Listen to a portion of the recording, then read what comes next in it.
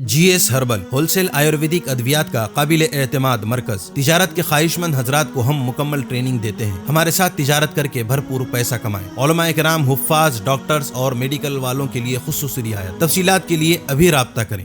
Choco star اعلیٰ quality کے عمدہ لذیذ چاکلیٹس، علماء، حفاظ اور تجارت کرنے والوں کے لیے بہترین موقع۔ چوکو اسٹار اورنگ آباد۔ مزید تفصیلات کے لیے ابھی کال کریں۔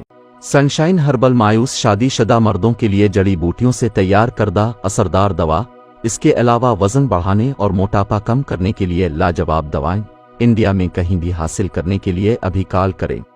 تحفظ دین کا کارواں روا دوا روا دوا روا دوا روا دوا روا دوا تحفظ دین کا کارواں روا دوا علماء کا ساتھ دو آؤ سب کے سب یہاں علماء کا ساتھ دو آؤ سب کے سب یہاں۔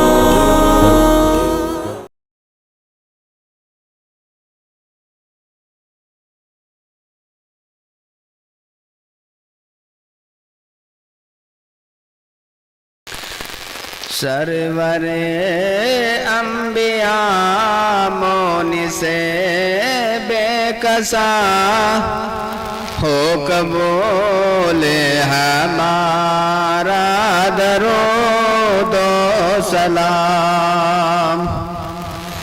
مصطفیٰ مجتبی نور کون و مکان ہو قبول ہمارا درود و سلام۔ آپ ہی ہم غریبوں کے غم خوار ہیں، آپ ہی مشکلوں میں مددگار ہیں۔ آسیوں پہ ہو چشم کرم مہربان ہو قبول ہمارا درود و سلام۔ بحر غم میں پھنسا ہے سفینہ میرا، دل ہے بے چین مشکل ہے جینا میرا، بیچ مجدار ہے سخت ہو امتحان ہو قبول ہمارا درود و سلام۔ اپنے آنسوں کو بھی درد دکھا دیجئے، ہم سبھی کو مدینے بلا لیجئے۔ سبحان اللہ۔ سامنے ہو میرے آستان آپ کا، سامنے ہو میرے آستان آپ کا ہو قبول ہمارا درود و سلام۔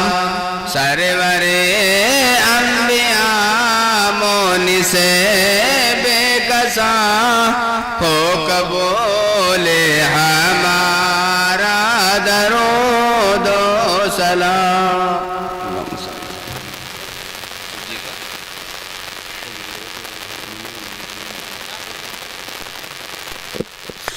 حضرات محترم، اب آئیے ہمارے پروگرام کی انتہائی محترم و موقر شخصیت اور نوجوان عالم دین حضرت مولانا محمد ابراہیم صاحب گنگوہی کو دعوت دیتے ہیں، اور حضرت والا کی خدمت میں درخواست کرتے ہیں کہ آپ تشریف لائیں اور اپنے واضح حسن سے ہمارے سامعین کو مستفیض و مستمیز فرمائیں۔ درد ملت ہے تو آواز اٹھانی ہوگی، صورت حال زمانے کو بتانی ہوگی، درد ملت ہے تو آواز اٹھانی ہوگی، صورت حال زمانے کو بتانی ہوگی، تو جو اٹھ جائے ظلم و بے حیائی کے خلاف تیرے ایمان کی یہ زندہ نشانی ہوگی۔ حضرت مولانا محمد ابراہیم صاحب کرسی خطابت پر۔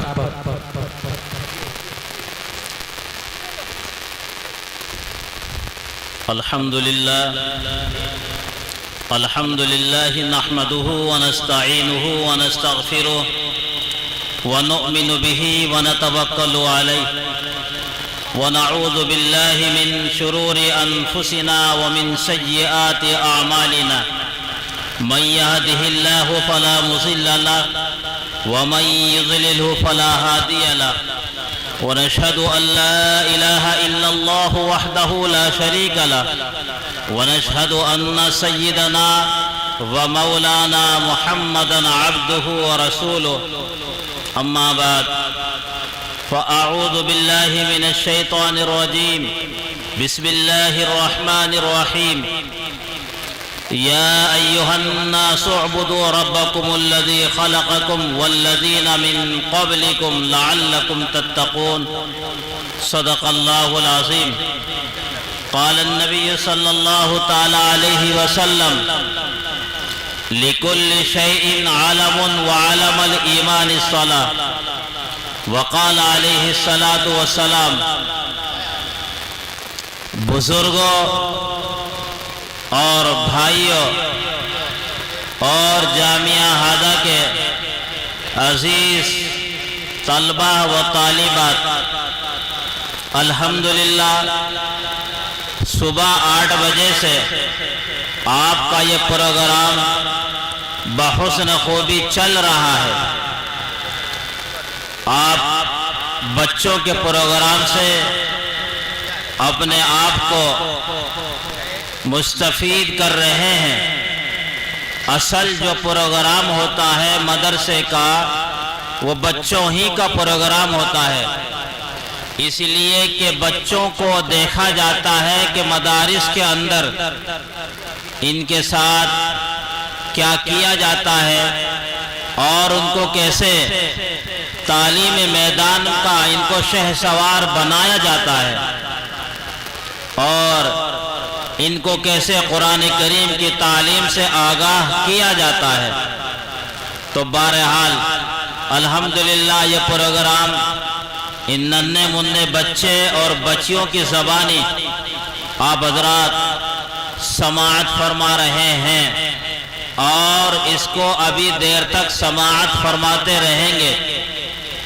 اور یہی نہیں، ابھی آپ حضرات کی اس بستی میں اور اس عظیم الشان اجلاس عام میں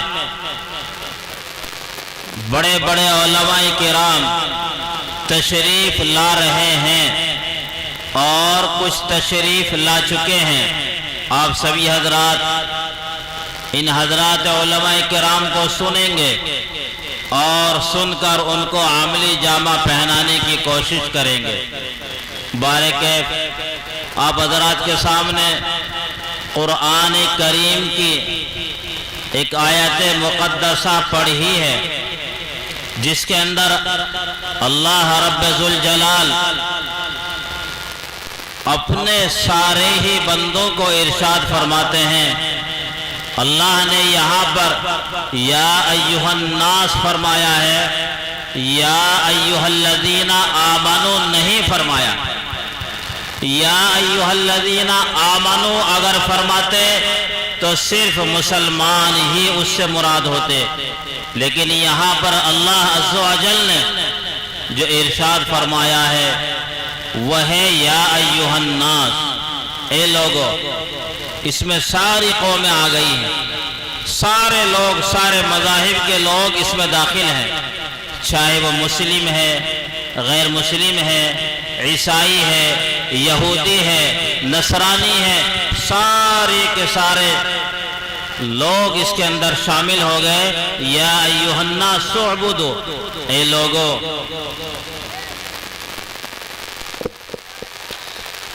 یہ جو مدرسے کے طلباء و طالبات یہ پنڈال سے جو باہر جا رہے ہیں وہ یہیں پر آ جائے، تمہارا پروگرام ہوگا، پھر اس کے بعد یہ مت کہنا کہ ہمارا پروگرام نہیں ہوا۔ اس لیے میں اپنے مدرسے کے تمام طلباء اور طالبات سے درخواست کر رہا ہوں وہ پنڈال کے اندر ہی بیٹھے رہے۔ بہرحال اللہ تبارک و تعالی نے فرمایا یا ایھا الناس اعبدوا، اے لوگوں میری عبادت کرو۔ اللہ تبارک و تعالی ساری دنیا کو خطاب کر کے فرما رہے ہیں یا ایھا الناس اعبدوا ربکم الذی، اے لوگوں میری عبادت کرو۔ خلقکم، جیسا کہ میں نے تم کو پیدا کیا، والذین من قبلکم، اور تم سے پہلے لوگوں کو بھی میں نے ہی پیدا کیا، لعلکم تتقون، کاش کہ تم لوگ متقی یعنی اللہ سے ڈرنے والے بن جاؤ۔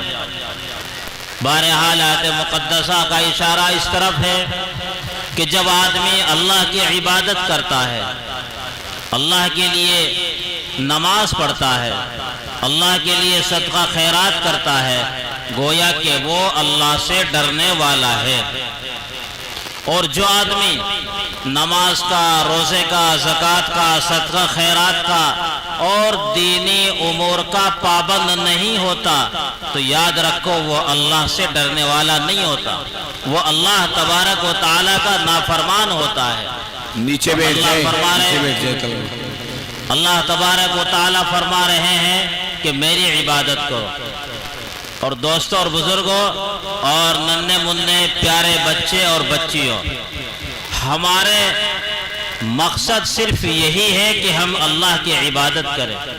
ان مدارس اسلامیہ کا وجود اور ان کی بقا و تحفظ کا ذریعہ یہی ہے کہ ہم لوگ ان کو آباد رکھیں، ان کی خیر خواہی کریں، ان کے اندر تعلیم و تعلم کا نظم و نسق کریں۔ اگر ہم لوگوں نے ان کی طرف سے بے التفاتی اختیار کر لی تو یاد رکھو یہ مذہب اسلام ہمارے ہاتھ سے چھوٹ جائے گا۔ اور اگر ہم نے ان کو مضبوطی سے تھامے رکھا، مساجد کو، مدارس کو، مکاتب کو، مراکز کو، خانقاہوں کو اگر ہم نے مضبوطی سے تھامے رکھا تو ہمارا ایمان، ہمارا اسلام، ہمارا مذہب اور یہ ہماری آنے والی جو نسلیں ہیں یہ الحمدللہ سب کے سب محفوظ رہیں گے اور اسلامی دامن میں چھپے رہیں گے۔ اگر ہم نے ان کی طرف سے بے التفاتی اختیار کر لی اور یہ سمجھ لیا کہ وہ مدرسے والے تو اپنے لیے کرتے ہیں، نہیں، ہرگز نہیں میرے بھائیوں، میری پردہ نشی ماں اور بہنوں، یہ مدارس اسلامیہ کا وجود ہی ہماری بقا و تحفظ کا ضامن ہے۔ اگر ہم لوگ ان سے پیچھے ہو جائیں گے اور ان کی طرف سے ہم بے توجہی کر لیں گے تو یاد رکھو ہمارا مذہب اسلام پر باقی رہنا دشوار ہو جائے گا۔ اگر ہم نے مذہب اسلام کو باقی رکھنا ہے تو ان چیزوں کو باقی رکھنا ہوگا۔ اگر ان چیزوں کو ہم نے اپنے ہاتھوں سے چھوڑ دیا اور ان کی طرف سے ہم لوگ بے رخی کر چکے تو یاد رکھو ہمارا یہ ایمان، ہمارا یہ قرآن، ہماری یہ نماز، ہمارا یہ روزہ کیسے محفوظ رہے گا؟ مثال کے طور پر جو آدمی جس چیز کا مکینک ہوتا ہے، جس چیز کے بارے میں اس کو علم ہوتا ہے وہ اس کو کر گزرتا ہے۔ مثلا کوئی سائیکل مکینک ہے، کوئی موٹر سائیکل ٹھیک کرنے جانتا ہے، اس میں کچھ خرابی آتی ہے تو وہ اس کو سدھار لیتا ہے، اور جو آدمی اس کو ٹھیک کرنا نہیں جانتا تو پھر وہ اس کے لیے پریشانی کھڑی ہو جاتی ہے اور وہ پھر اس کو مکینک کے پاس لے جاتا ہے۔ تو وہی حال ہمارا ہے، ہمارے آنے والی نسلوں کا ہے کہ اگر ہم نے ان کے لیے تعلیم و تعلم کا نظم و نسق نہیں کیا تو یاد رکھو آنے والے وقت میں مستقبل جو ان کا ہوگا وہ بالکل خراب ہوگا۔ یہ تعلیم سے دور رہیں گے، یہ قرآن اور حدیث سے دور رہیں گے، اور اگر ہم نے ان کو بچپن ہی کے اندر تعلیم و تعلم کے میدان میں دوڑایا اور وہاں پر ان کو رکھا، قرآن کریم کی تعلیم سے ان کو آشنا کیا، یاد رکھو یہی بچے، یہی بچیاں کل ہمارے لیے اور آنے والے مستقبل میں چاند اور ستارے بنیں گے۔ चांद और सितारों की तरह ये चमकेंगे। हुज्जतुल इस्लाम हजरत मौलाना मोहम्मद कासिम नानोतवी नवर अल्लाह मरकदहू, ये लोग कहाँ पढ़े? मदारिस इस्लामिया के अंदर। हकीमुल उम्मत हजरत मौलाना अशरफ अली थानवी रहमतुल्लाह अलैह, ये सब कहाँ के बनाए हुए थे? ये मदारिस की देन है। करीब ही में हमारे सरताजुल उलमा इमाम रब्बानी हजरत मौलाना रशीद अहमद गंगोही रहमतुल्लाह अलैह, जो गंगोही में आराम फरमा है, तकरीबन 115 साल हो गए हैं हजरत को यहीं पर आराम फरमा है। तो ये लोग कहाँ से तैयार हुए? यही लोग इन मदारिस इस्लामिया की देन है। उन्होंने दीन के लिए मेहनत की, कुरान और हदीस के लिए मेहनत की, अल्लाह और उसके रसूल सल्लल्लाहु ताला अलैहि वसल्लम के अहकामात को बंदों तक पहुँचाने की मेहनत की, तो अल्लाह ने उनको दुनिया में चमकाया। अल्लाह ने उनको आज दुनिया में चमकाया। मरने के बाद भी उनके नाम इस तरह लिए जाते हैं कि हमारी नज़रों के सामने है। तो बारकैफ दोस्तों और बुजुर्गों और नौजवान साथियों और नन्हे मुन्ने प्यारे बच्चे और बच्चियों, तो ये हमारे लिए मदारिस इस्लामिया का वजूद बहुत बड़ी नामत है। अल्लाह तबारक व तआला इसी के ज़रिए से बंदों तक कुरान करीम के अहकाम को पहुँचाते हैं। याद रखो, जिस गांव के अंदर मदरसा नहीं है उस गांव के बच्चे इसी तरह आवारा हैं। और अल्हम्दुलिल्लाह यहाँ पर कई मदरसे हैं, मकातिब भी हैं, मदारिस भी हैं, अल्लाह की एक देन है। लेकिन मैं यहाँ पर बारहा आता रहता हूँ, मैं देखता हूँ कि अल्हम्दुलिल्लाह आपके इस मदरसे के अंदर जो तालीमी निज़ाम है इसकी कोई नज़ीर नहीं मिलती। कारी मोहम्मद शाकिर साहब कासमी सल्लल्लाहु को मैं देखता हूँ, बेइंतहा बच्चों के साथ मेहनत करते हैं, न गर्मी की परवाह करते हैं न सर्दी की परवाह करते हैं, और हर वक्त इसी को अपना ओढ़ना बिछोना बना रखा है। तो बहरहाल जितनी मेहनत और जितना शौक़ और जज्बा कारी शाकिर साहब के अंदर है, मैं कहता हूँ कि सभी के अंदर होना चाहिए और सभी ने इनकी हिस्स करनी चाहिए। माशाअल्लाह आप देख रहे हैं ये इन्हीं की मेहनत का समरा है कि सुबह से 8 बजे से ये प्रोग्राम बराबर चल रहा है, सिर्फ बच्चों के ज़रिए से। ये बच्चे और बच्चियाँ आप हज़रात के सामने कई हिंदी में, कई अरबी में, कहीं इंग्लिश में कई तराने पेश कर रहे हैं, कई नज़में सुना रहे हैं, कई नाते सुना रहे हैं, कई मुकालमे पेश कर रहे हैं। ये क्यों सुना रहे हैं, क्यों आप हज़रात के सामने ये पेश कर रहे हैं? इसलिए कि इनके साथ मेहनत की गई है, इनके साथ मेहनत का मामला हुआ है, मेहनत इन बच्चों ने की, वो अपने उस मेहनत का ये असर है कि ये बच्चे बेधड़क स्टेज पर खड़े होकर माइक हाथ में लेकर आप हज़रात को सुना रहे हैं। वरना याद रखो, जो बच्चा या बच्ची या बड़ा यहाँ पर आकर बोलने की वसत नहीं रखता, ये हर एक के बस की बात नहीं है। जब आदमी बचपन से इस चीज की मेहनत और मश्क करता है वही यहाँ खड़े होकर बोलता है, वरना फिर वो काम होता है। एक साहब हैं, उनको कहा कि भाई आप भी कुछ बोल दे, वो बड़ों के कहने से माइक पकड़कर खड़े हो गए और उन्होंने कुछ कहना चाहा, कहना कुछ चाह रहे थे लेकिन जबान से निकला कुछ। तो फिर पूछा भाई तुम्हें क्या हुआ, तुम तो इधर उधर खड़े होकर बड़ी बातें भगाते हो। कहने लगा न मालूम मुझे वहां खड़े होकर क्या हो गया, मेरी तो काम पे टांग रही थी। क्या कहा कि मेरी काम पे टांग रही थी, टांगे भी कांपने का, मेरी तो काम पे टांग रही थी। तो इसलिए मेरे बुजुर्गों, मेरे भाइयों, ये मलका हर एक को हासिल नहीं होता, हर चीज सीखने से हासिल होती है? नमाज का मसला होता है, जोहर असर की नमाज है, कोई भी पढ़ा सकता है, लेकिन मगरिब और ईशा का जब नंबर आता है तो अच्छे अच्छे बगले झांकने लगते हैं कि भाई वो तो चुपचाप की नमाज थी, मैंने पढ़ा दी, अब मगरिब और ईशा कैसे पढ़ाऊं? तो इसलिए मेरे बुजुर्गों, मेरे भाइयों और नन्हे मुन्ने बच्चों, आदमी जिस चीज पर मेहनत करता है अल्लाह तबारक व तआला उसकी मेहनत को चमकाते हैं। एक आदमी पहाड़ को खोदने में मेहनत करता है, यहाँ तक कि वो फौला उसमें बजाता है, चलाता है, फौला चलाते चलाते उस पहाड़ को वो ढा डालता है और उस जमीन को बराबर कर देता है, इसलिए कि उसने मेहनत की, जाफिशानी से उसने काम लिया, بے انتہا رات و دن اس نے نہیں دیکھا کہ تو کہاں پھولا چلا رہا ہے، کس جگہ تو کھدال کا استعمال کر رہا ہے، لیکن اس نے محنت کی اور اپنے من میں اس بات کو ٹھانا کہ مجھے یہ پہاڑ ہموار کرنا ہے، کر گزرتا ہے۔ لیکن جو آدمی نیت ہی نہ کرے، ارادہ ہی نہ کرے، تو وہ کیا کرے گا؟ مثلا ہم دیکھتے ہیں کہ ہمارے یہاں گشت ہوتا ہے، جماعت والے آتے ہیں، مشورہ کر کے آپ اس محلے میں جائیں گے، میں اس محلے میں جاؤں گا، کہیں کسی دن کا گشت ہوتا ہے، کہیں کسی دن کا گشت ہوتا ہے، تو وہ بیچارے اپنا مشورہ کر کے اللہ سے دعا کر کے وہ اللہ کے راستے میں نکل جاتے ہیں اور آواز دیتے ہیں کہ بھائی ہے فلاں ابن فلاں ہے کہ وہ آئے اور اللہ کے مہمان اللہ کی بات لے کر آپ کے دربار میں آئے ہیں۔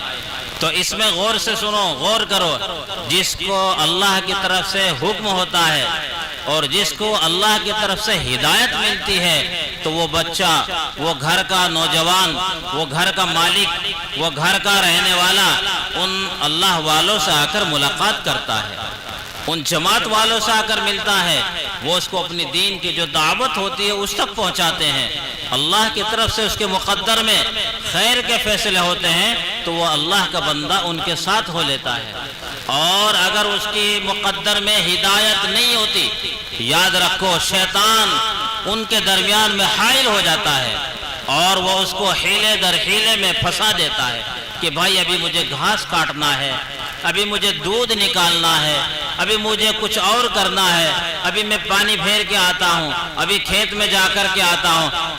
شیطان اس کے درمیان میں حائل ہو جاتا ہے اور بہانے در بہانے اس کو اس خیر کام کی طرف سے دور پہنچا دیتا ہے۔ پھر وہ بیچارے کیا کہتے ہیں کہ بھائی ٹھیک ہے آپ اپنا کام کر لیں لیکن مسجد میں ضرور آنا اور اپنے ساتھ دوسروں کو بھی لے کے آنا۔ تو بھائی اور بزرگوں، ان کا جو کام تھا انہوں نے وہ کام آپ تک پہنچا دیا۔ مدرسے والوں کا کام بھی ہے کہ آپ ان تک اپنے بچوں کو پہنچائیں گے۔ ان کا کام ہوتا ہے بچوں کو قاعدہ پڑھانا، سپارہ پڑھانا، قرآن کریم کی تعلیم سے آشنا کرنا، ان کو حافظ قرآن بنانا، ان کو عالم دین بنانا، یہ مدرسے والوں کا کام ہے۔ اب مدرسے والے کب یہاں تک پہنچیں گے؟ مدرسے والے جب یہاں تک پہنچیں گے جب آپ اپنے ان لخت جگر اور نور نظر کو مدرسے میں پہنچائیں گے، مدرسے میں آپ اپنے بچوں کو بھیجیں گے اور استاد سے کہیں گے حضرت قاری صاحب، حضرت مولانا صاحب، یہ بچہ ہمارا نہیں تمہارا ہے۔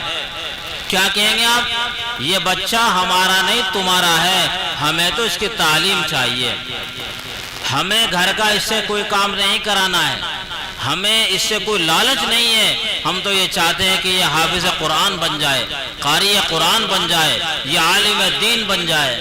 پھر دیکھو انشاءاللہ آپ میں اور اساتذہ کرام میں کس قدر محبت کا جذبہ ہوتا ہے، اور وہ بچہ انشاءاللہ آپ کا اس مدرسے کے اندر سے پڑھ کر نکلے گا، قاری قرآن بنے گا، حافظ قرآن بنے گا، عالم دین بنے گا۔ لیکن کب؟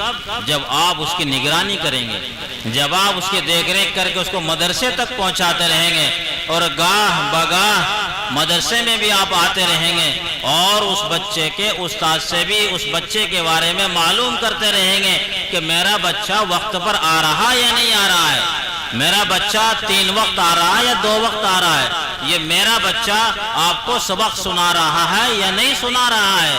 اگر یہ باتیں آپ کے اور استاد کے درمیان رہی اور بچے پر دونوں کی آنکھیں جمی رہی اور اس کی نشست و برخاست کی آپ نے اور بچے کے استاد نے نگاہ رکھی، یاد رکھے وہی بچہ کل کو حجت الاسلام بنے گا، وہی بچہ کل کو حکیم الامت بنے گا، وہی بچہ کل کو قطب اور غوث بنے گا۔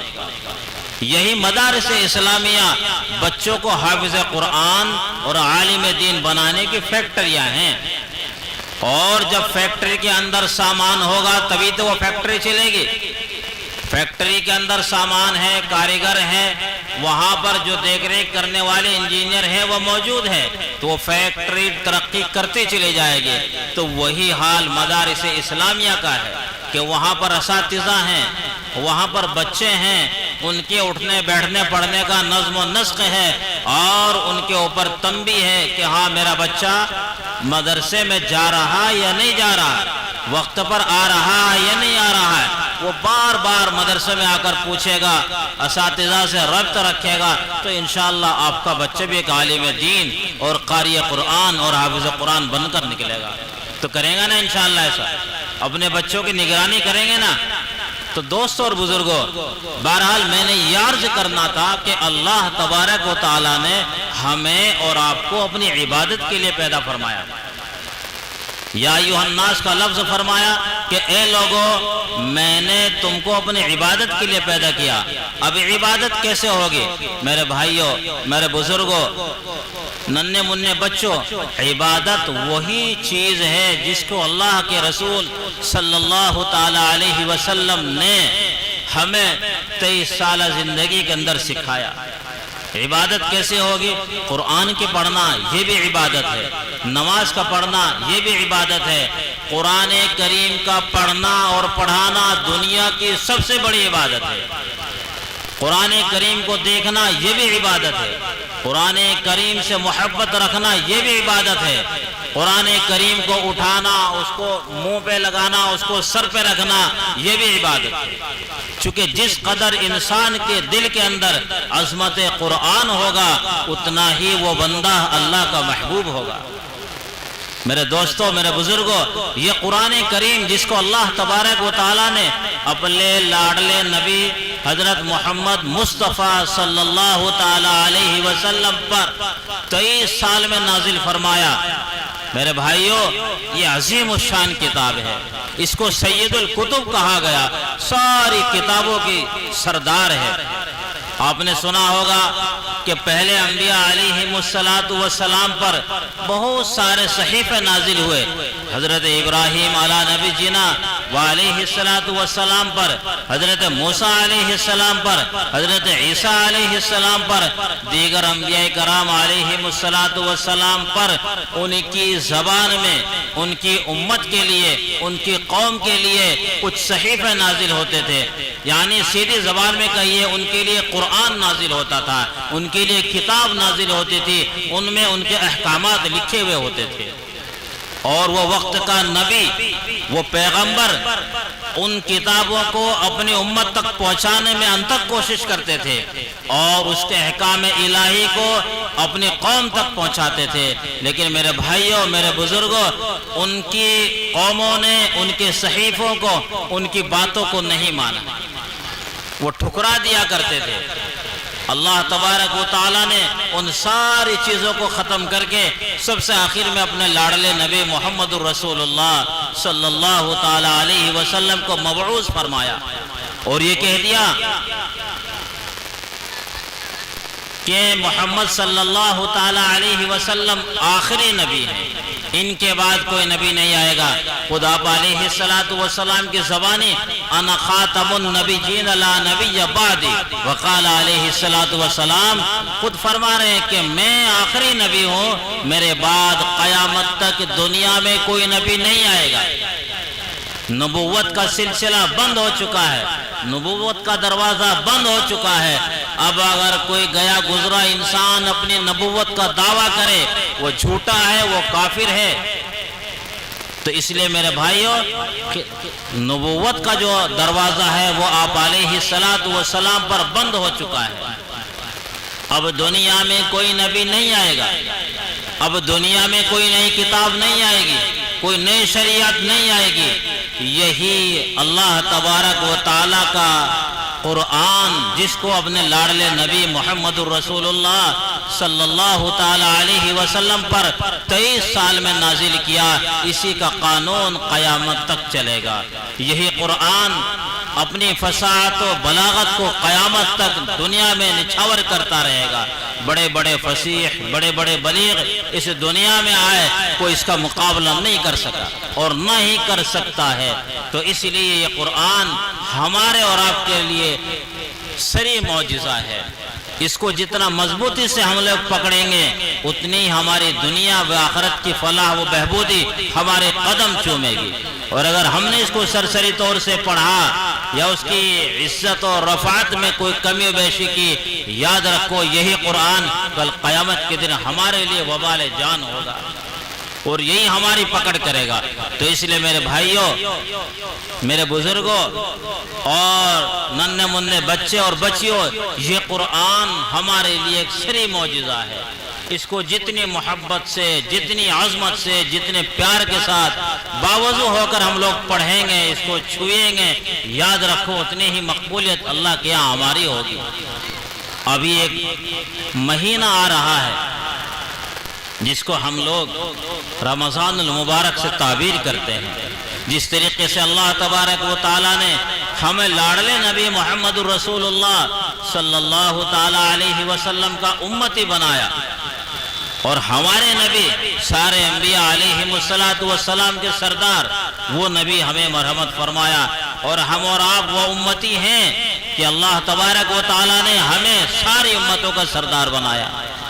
وہ اللہ تبارک و تعالیٰ نے ہمیں وہ کتاب دی، وہ قرآن دیا جس کو ہم لوگ سید الکتب کہتے ہیں۔ ساری کتابوں کی سردار ہمیں اللہ نے وہ قرآن مرحمت فرمائی، اور اللہ تبارک و تعالیٰ نے ہمیں وہ دن مرحمت فرمایا جو سارے دنوں کا سردار، جس کو ہم لوگ جمعہ کہتے ہیں۔ اللہ تبارک و تعالیٰ نے ہمیں ایک مہینہ مبارک جس کو رمضان المبارک کہا جاتا ہے، 11 مہینوں کا سردار، وہ بھی ہمیں مرحمت فرمایا، اور وہ انشاءاللہ آج کے دن سے سٹارٹ ہو جائے گا۔ بالکل ہمارے سروں پر سایہ فگن ہے وہ رمضان المبارک کا مہینہ، جس کی ہم لوگ پورے سال انتظار کرتے ہیں۔ برکتوں رحمتوں کا نزول ہر آن اللہ کی طرف سے اپنے بندوں پر اس مبارک مہینے میں ہوتا رہتا ہے، اور قرآن کریم کو اور رمضان المبارک کو اس طرح رشتہ ہے جیسے یہ 2 انگلی، جس طرح ان 2 انگلیوں میں پیار ہے کہ ایک دوسرے کے ساتھ لگی رہتی ہے، الگ نہیں ہٹتی، ایسے ہی رمضان اور قرآن کا پیار ہے۔ اللہ کے حبیب صلی اللہ تعالی علیہ وسلم رمضان المبارک میں اس قدر قرآن پڑھا کرتے تھے، اس قدر قرآن پڑھا کرتے تھے، اور جبریل امین علیہ السلام آپ کا قرآن سنتے تھے۔ اسی سے یہ رواج نکلتا ہے کہ جو تراویح پڑھاتے ہیں اس کو سنانے والا کہا جاتا ہے، اور جو پیچھے سننے والا حافظ قرآن ہوتا ہے اس کو سننے والا کہا جاتا ہے، اور دن میں وہ اس سنت کو زندہ کرتے ہیں، ایک دوسرے سے قرآن سنتا اور سناتا ہے، ایک دوسرے کا قرآن یعنی پارا وہ اس کا سنتا ہے، وہ اس کا سنتا ہے۔ یہی اللہ کے رسول صلی اللہ تعالی علیہ وسلم کی سنت ہے۔ تو اس لیے قرآن کو جتنا پڑھا جائے اتنا ہی کم ہے۔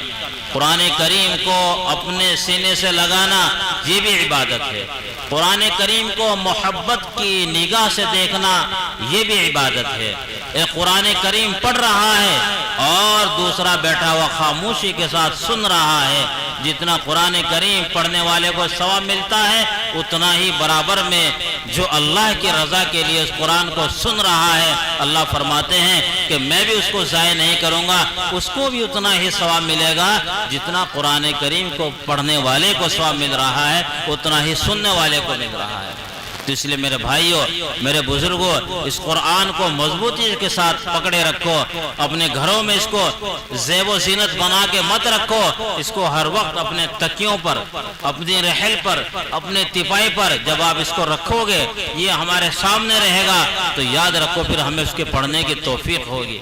اور اگر ہم نے اس کو اٹھا کر صندوقڑی میں بند کر کے سب سے اوپر والی پیٹی کو اوپر رکھ دیا تو یاد رکھو وہ ہم سے دور ہوتا چلا جائے گا، یا ہم نے اس کو چھجے پہ رکھ دیا، یا ہم نے اس کو ٹانڈ پہ رکھ دیا تو یاد رکھو ہم اس سے دور، وہ ہم سے دور۔ تو قرآن زیب و زینت کے نہیں ہے، قرآن تو پڑھنے اور پڑھانے کے لیے ہوتا ہے، جتنا اس کو پڑھا جائے گا اتنے ہی اس کے درجے بلند ہوں گے۔ حضرت شیخ الحدیث مولانا محمد زکریا صاحب نور اللہ مرقدہ فرماتے ہیں جو فضائل اعمال جن کی لکھی ہوئی ہے، ہر مسجد کے اندر، ہر گھر کے اندر اس کتاب کو اللہ نے وہ عزت بخشی ہے کہ ہر گھر کے اندر اس کا پایا جانا بھی آج کے وقت میں ضروری ہو گیا، چونکہ اس کے اندر سب طرح کے مسائل ہیں، سب طرح کے فضائل ہیں، اور گھر میں ایک طرح سے زندگی گزارنے کا ایک راستہ، اور اللہ کے رسول صلی اللہ تعالی علیہ وسلم کے جانثار صحابہ کی زندگی کے واقعات، نماز کے بارے میں، روزے کے بارے میں، زکوٰۃ کے بارے میں، حج کے بارے میں، فضائل درود کے بارے میں، یہ ساری کی ساری کتابیں اس کے اندر موجود ہیں۔ حضرت شیخ الحدیث مولانا زکریا رحمۃ اللہ علیہ لکھتے ہیں کہ تحدیث بن نعمہ کے طور پر لکھتا ہوں، بتاتا ہوں، اپنے گھر کی بات بتاتے ہیں کہ میں اپنے گھر کی عورتوں کو دیکھ کر مجھے تعجب ہوتا ہے کہ گھر کے سارے کام کاج کر لیتے ہیں، گھر کے سارے کام کرنے کے بعد ہمارے گھر کی عورتیں روزانہ 20 یا 21 پارے بھی پڑھ لیتی ہیں۔ کتنے بھائی؟ 20 یا 21 پارے روزانہ پڑھ لیتی ہیں۔ تو کتنا شغف تھا ان کا قرآن کریم سے، کتنی محبت تھی ان کو قرآن کریم سے کہ 20 یا 22 پارے روزانہ پڑھنے ہیں۔ تو یہ ہوتی ہے قرآن کریم سے محبت، یہ ہوتی ہے قرآن کریم کی عظمت۔ آج ہم لوگ بھی حافظ قرآن ہیں، ہمارے بچے بھی حافظ قرآن ہیں۔ خود فیصلہ کریں کہ ہم روزانہ رمضان میں کتنے پارے پڑھتے ہیں۔ ہمارے گھروں میں ہماری بچیاں ہیں، ہماری ماں اور بہنیں ہیں، ہم ان سے کتنے قرآن پڑھواتے ہیں۔ دوستوں اور بزرگوں، ایک پارہ بھی مشکل سے پڑھا جاتا ہے، اور ایک پارہ پڑھنے کے بعد گھر کی ماں اور بہنیں ایسا احسان جتلاتی ہیں کہ میں نے تو آج ایک پارہ پڑھ دیا، اور وہ ابھی قریبی زمانے کی بات ہے، 50 سال پہلے کی، کوئی 1000 سال پہلے کی بات نہیں۔ حضرت شیخ رحمۃ اللہ علیہ کے بارے میں جو واقعہ بیان کیا، اور حضرت شیخ رحمۃ اللہ علیہ نے اپنی آپ بیتی میں لکھا ہے۔ حضرت شیخ رحمۃ اللہ علیہ کے والد بزرگوار حضرت مولانا یحییٰ صاحب رحمۃ اللہ علیہ کی والدہ بی بی صفیہ، جن کا نام لکھا ہے، حضرت شیخ رحمۃ اللہ علیہ کی دادی اماں حضرت مولانا یحییٰ صاحب رحمۃ اللہ علیہ کی والدہ، ان کے بارے میں تو لکھا ہے کہ روز آنا ایک قرآن پڑھا کرتی تھی۔ کتنا بھائی؟ روز آنا ایک قرآن کریم پڑھا کرتی تھی، اور گھر کے سارے کام بھی کیا کرتی تھی۔ تو یہ ہوتا ہے محبت کا مسئلہ۔ اللہ تبارک و تعالی جس سے عشق فرما دے وہ اس کے لیے ہر وقت فریفتہ رہتا ہے۔ تو آج سے ارادہ کریں، تحیہ کریں کہ ہماری محبت، ہمارا عشق جو ہوگا وہ قرآن سے ہوگا، ہمارا عشق جو ہوگا وہ نماز سے ہوگا، ہمارا عشق جو ہوگا وہ روزے سے ہوگا۔ کریں گے نا انشاءاللہ؟ ابھی 2-4 دن کے بعد ماہ مبارک آ رہا ہے۔ دوستوں اور بزرگوں، یہ جب رمضان المبارک کا مہینہ آتا ہے، یہ رحمتوں کا نزول ہوتا ہے۔ ہر وقت اللہ تبارک و تعالی کی طرف سے رحمتوں کی بارش ہوتی ہے۔ کیا آتا ہے اس کے بارے میں؟ فرمایا کہ جو آدمی رمضان المبارک کا ایک روزہ رکھتا ہے، اللہ تبارک و تعالی غیر رمضان کے 70 روزوں کے برابر اس کو ثواب مرحمت فرماتے ہیں۔ جو آدمی رمضان المبارک میں جماعت کے ساتھ ایک فرض ادا کرتا ہے، اللہ تبارک و تعالی غیر رمضان کے 70 فرضوں کے برابر اس کو ثواب مرحمت فرماتے ہیں۔ جو آدمی رمضان المبارک میں ایک نفل پڑھتا ہے، اللہ تبارک و تعالی غیر رمضان کے فرضوں کے برابر اس کو ثواب مرحمت فرماتے ہیں۔ اور یہ تو اللہ تبارک و تعالی نے ایک بہانے کے لیے، انسان کو اپنے طرف متوجہ کرنے کے لیے ایک اشارہ فرمایا، ورنہ اللہ خود فرما رہے ہیں قرآن کریم کے اندر وَإِن مِّن شَيْءٍ إِلَّا عِندَنَا خَزَائِنُ، اللہ تبارک و تعالیٰ کے یہاں ہر چیز کے خزانے کے خزانے ہیں۔ دیکھو دنیاوی خزانوں کا دستور ہوتا ہے ایسے، ایک چلا گیا دوسرے کا نمبر آ گیا، ایک آ گیا تیسرے کا نمبر آ گیا، ایک چلا گیا چوتھے کا نمبر آ گیا، یہاں تک کہ ایک وقت وہ ہوتا ہے دنیاوی خزانوں کا کہ وہ ختم ہو جاتے ہیں۔ سنتے ہیں نا کہ سرکار کے پاس خزانہ ختم، لیکن اللہ رب العالمین کی وہ سرکار ہے، اللہ رب العالمین کے وہ خزانے ہیں کہ وہ اس طرح ہیں، طیبت ایسے پہاڑ کی طرح ایسے ہیں، وہ کبھی ختم ہونے والے نہیں ہیں۔ انسان کتنا بھی اللہ سے مانگ لے، کتنا بھی رو رو کر گڑ گڑا کر اللہ سے مانگ لے، اللہ اس کو کتنا بھی مرحمت فرما دے لیکن وہاں پر ایک ذرے کے برابر بھی اللہ کے خزانے میں کوئی کمی نہیں پڑتی۔ تو میرے بھائیوں، میرے بزرگوں، مانگنا ہے تو احکم الحاکمین سے مانگو۔ دنیا میں آپ نے آج کسی سے مانگ لیا، کل پھر وہ مطالبہ کرے گا، اور وہ احکم الحاکمین تو وہ ہے کہ دینے کے بعد کبھی لینے کا مطالبہ ہی نہیں ہے، اور فرماتے ہیں کہ اے میرے بندے، مجھ سے تو جتنا مانگے گا میں اس سے بھی زائد عطا کروں گا۔ اللہ سے 1 روپیہ مانگو، اللہ 1000 دیں گے۔ اللہ سے 1000 مانگو، اللہ 1,00,000 دیں گے۔ اللہ کو ہم سے کتنی محبت ہے معلوم ہے؟ اللہ تبارک و تعالیٰ کو ہم سے 70 ماؤں سے بھی زیادہ محبت ہے۔ مثلا ایک عورت ہے، اس کا ایک بچہ ہے، اس کو اس بچے سے کتنی محبت ہے، ہر آدمی اندازہ لگا لے کہ مجھے اپنے بچے سے کس قدر محبت ہے۔ اگر وہ بچہ ہماری آنکھوں سے چند گھنٹوں کے لیے اوجھل ہو جائے اور ہمیں اس کا یہ علم نہ ہو کہ میرا بچہ کہاں ہے، پھر دیکھیں آپ کی کیا کیفیت ہوتی ہے۔ آپ خود ڈھونڈیں گے، پڑوسیوں سے کہیں گے، گاؤں والوں کو کہیں گے، رشتہ داروں کو کہیں گے کہ میرا بچہ 2 گھنٹے سے غائب ہے، میرا بچہ 1 دن سے غائب ہے، میرا بچہ 2 دن سے غائب ہے، اور آپ کا رو رو کر برا حال ہو جائے گا۔ آپ یہ کہیں کہ میری ساری کائنات چلی جائے لیکن میرا بچہ واپس آ جائے، کہیں گے یا نہیں کہیں گے؟ لیکن میرے بھائیوں، میرے بزرگوں، میری محترمہ ماں اور بہنوں، اللہ تبارک و تعالیٰ کو ہم سے 70 ماؤں سے زیادہ محبت ہے۔ جب ایک ماں کی ممتا کا یہ حال ہے تو 70 محبتوں کا، 70 ماں کی ممتاؤں کا کیا حال ہوگا؟ تو اسی لیے میرے بھائیوں، اللہ نے جو ہمیں یہ زندگی دی، اللہ نے ہمیں یہ تندرستی دی، اللہ نے ہمیں مال و دولت دیا، اللہ نے ہمیں عزت و شہرت دی، اس کی ہمیں قدر کرنی چاہیے۔ ورنہ دوست اور بزرگوں، بہت سے ہمارے دوست احباب ہمارے بڑے بیمار ہیں، اللہ ہمیں بھی بیمار کر سکتا ہے۔ بہت سے ہمارے پڑوس میں، رشتہ دار میں ہمارے بھائی غریب ہیں، اللہ ہمیں بھی غریب کر سکتا ہے۔ بہت سے ہمارے بھائی اپاہج ہیں، اللہ ہمیں بھی اپاہج کر سکتا ہے۔ اللہ کیا نہیں کر سکتا؟ لیکن اللہ تبارک و تعالیٰ انسان کی بقدر اس کے ساتھ معاملہ فرماتے ہیں، جیسی اس کی وسعت ہوتی ہے ویسے ہی اللہ تبارک و تعالیٰ کی طرف سے اس کے فیصلے ہوتے ہیں۔ تو ہمیں اللہ کا ہر وقت شکر ادا کرنا چاہیے۔ بیماری میں ہے، تندرستی میں ہے، مالداری میں ہے، غربت میں ہے، اللہ جس حال میں تو رکھے گا میں تیرا شکر ادا کروں گا۔ قرآن میں دوسری جگہ ہے لَإِن شَكَرْتُمْ لَأَزِيدَنَّكُمْ، اللہ تبارک و تعالیٰ کا جتنا شکر ادا کرتے رہو گے اللہ اور بڑھوتری کرتے رہیں گے، اللہ اس میں برکت کرتے رہیں گے، اللہ اس مال کو تمہاری بڑھاتے رہیں گے۔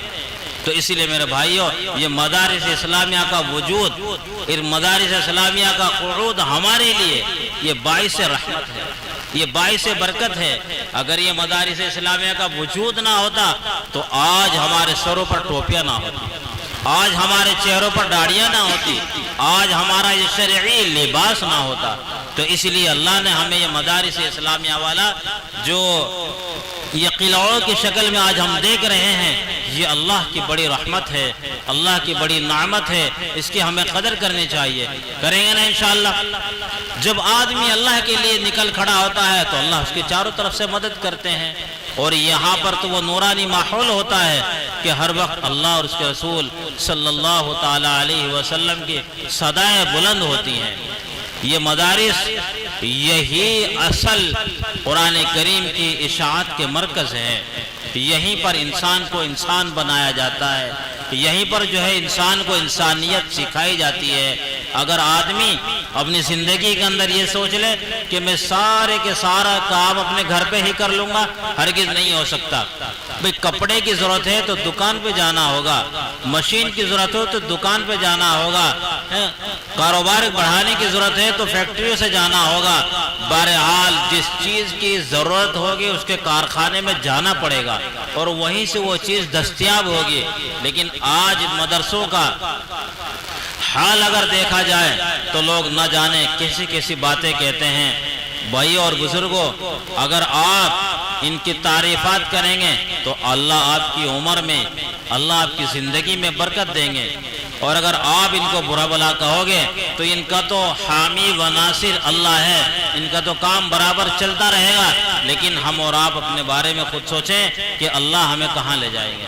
تو اس لیے میرے بھائیوں، میرے بزرگوں، اللہ تبارک و تعالیٰ نے ہمیں یہ موقع دیا ہے، یہ مال و دولت سے اللہ نے ہمیں نوازا ہے، یہ تندرستی دی ہے، اس کی ہمیں قدر کرنی ہے۔ میں نے ایک حدیث شریفہ پڑھی تھی، لِكُلِّ شَيْءٍ عَلَمٌ وَعَلَمَ الْإِيمَانِ الصَّلَاةِ، ہر چیز کے لیے ایک نشانی ہوتی ہے، ہر چیز کا ایک یونیفارم ہوتا ہے۔ مسلمان کی سب سے بڑی نشانی وہ نماز ہے، مسلمان کی سب سے بڑی نشانی وہ نماز ہے۔ جو آدمی 5 وقت نماز پڑھتا ہے، اللہ تبارک و تعالی اس کے ہاتھ میں ایمان کا جھنڈا مرحمت فرماتے ہیں، اور جو آدمی نماز نہیں پڑھتا وہ خالی نام کا مسلمان ہوتا ہے۔ تو اس لیے میرے بھائیوں، نماز مسلمان کا سب سے بڑا یونیفارم ہے، اس کو بھی مضبوطی سے پکڑو۔ اقیم الصلاۃ، جہاں جہاں نماز قرآن کے بارے میں اللہ نے تقریباً 50 یا 55 جگہ نماز کے اور زکوٰۃ کے بارے میں ساتھ ساتھ ارشاد فرمایا، اقیم الصلاۃ، اقیم الصلاۃ، نماز قائم کرو، نماز قائم کرو۔ نماز دین کا ستون ہے، نماز آپ علیہ السلام کی آنکھوں کی ٹھنڈک ہے، نماز مومن کی معراج ہے، اسی کے ذریعے سے اللہ کا قرب حاصل ہوتا ہے۔ قریب ہی میں جو بستی ہے گنگو شریف، جس کو ہم لوگ کہتے ہیں، ایک واقعہ سنا کے بس بات ختم کرتا ہوں۔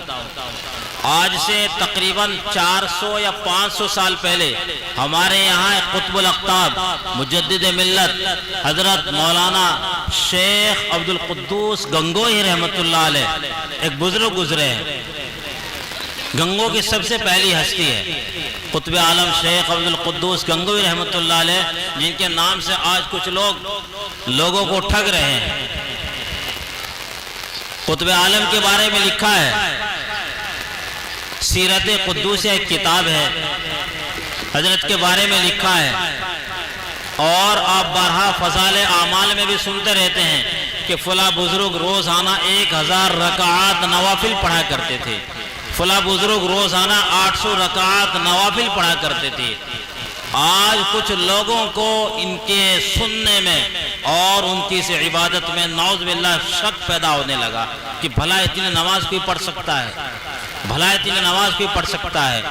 قطب عالم شیخ عبد القدوس گنگوہی رحمۃ اللہ علیہ کی عمر مبارک 102 سال ہے، بیماری کی حالت ہے، اور آپ رحمۃ اللہ علیہ کے بارے میں یہ بھی لکھا کہ آپ جا نماز پر نماز نہیں پڑھا کرتے تھے، ننگی زمین یعنی مٹی پر نماز پڑھا کرتے تھے۔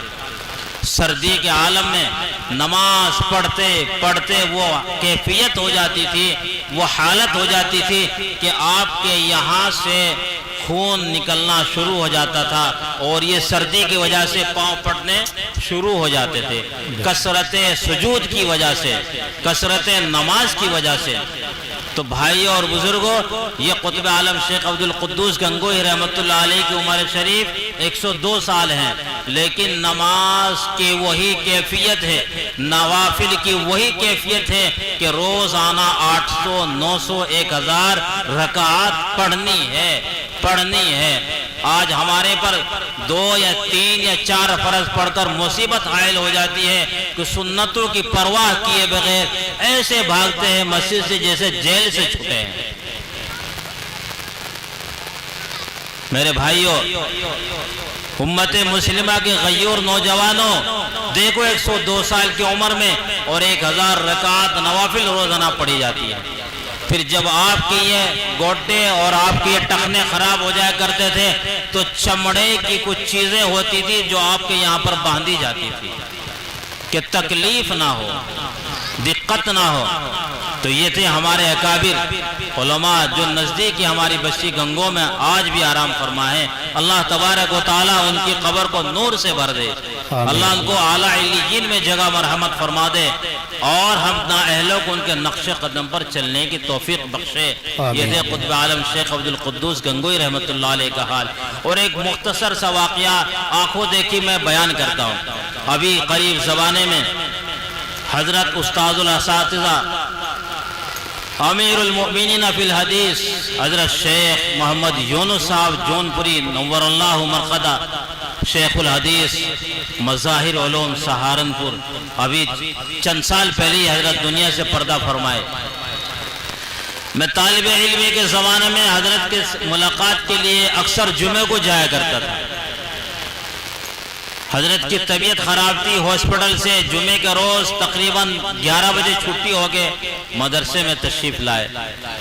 جو لوگ ملاقات کے حائل تھے، ملاقات کے خواہش مند تھے، ان سے مختصر ملاقات کی، کپڑے پہنے اور فوراً چلنے سے بھی عاجز و بے بس اور لاچار ہو چکے تھے۔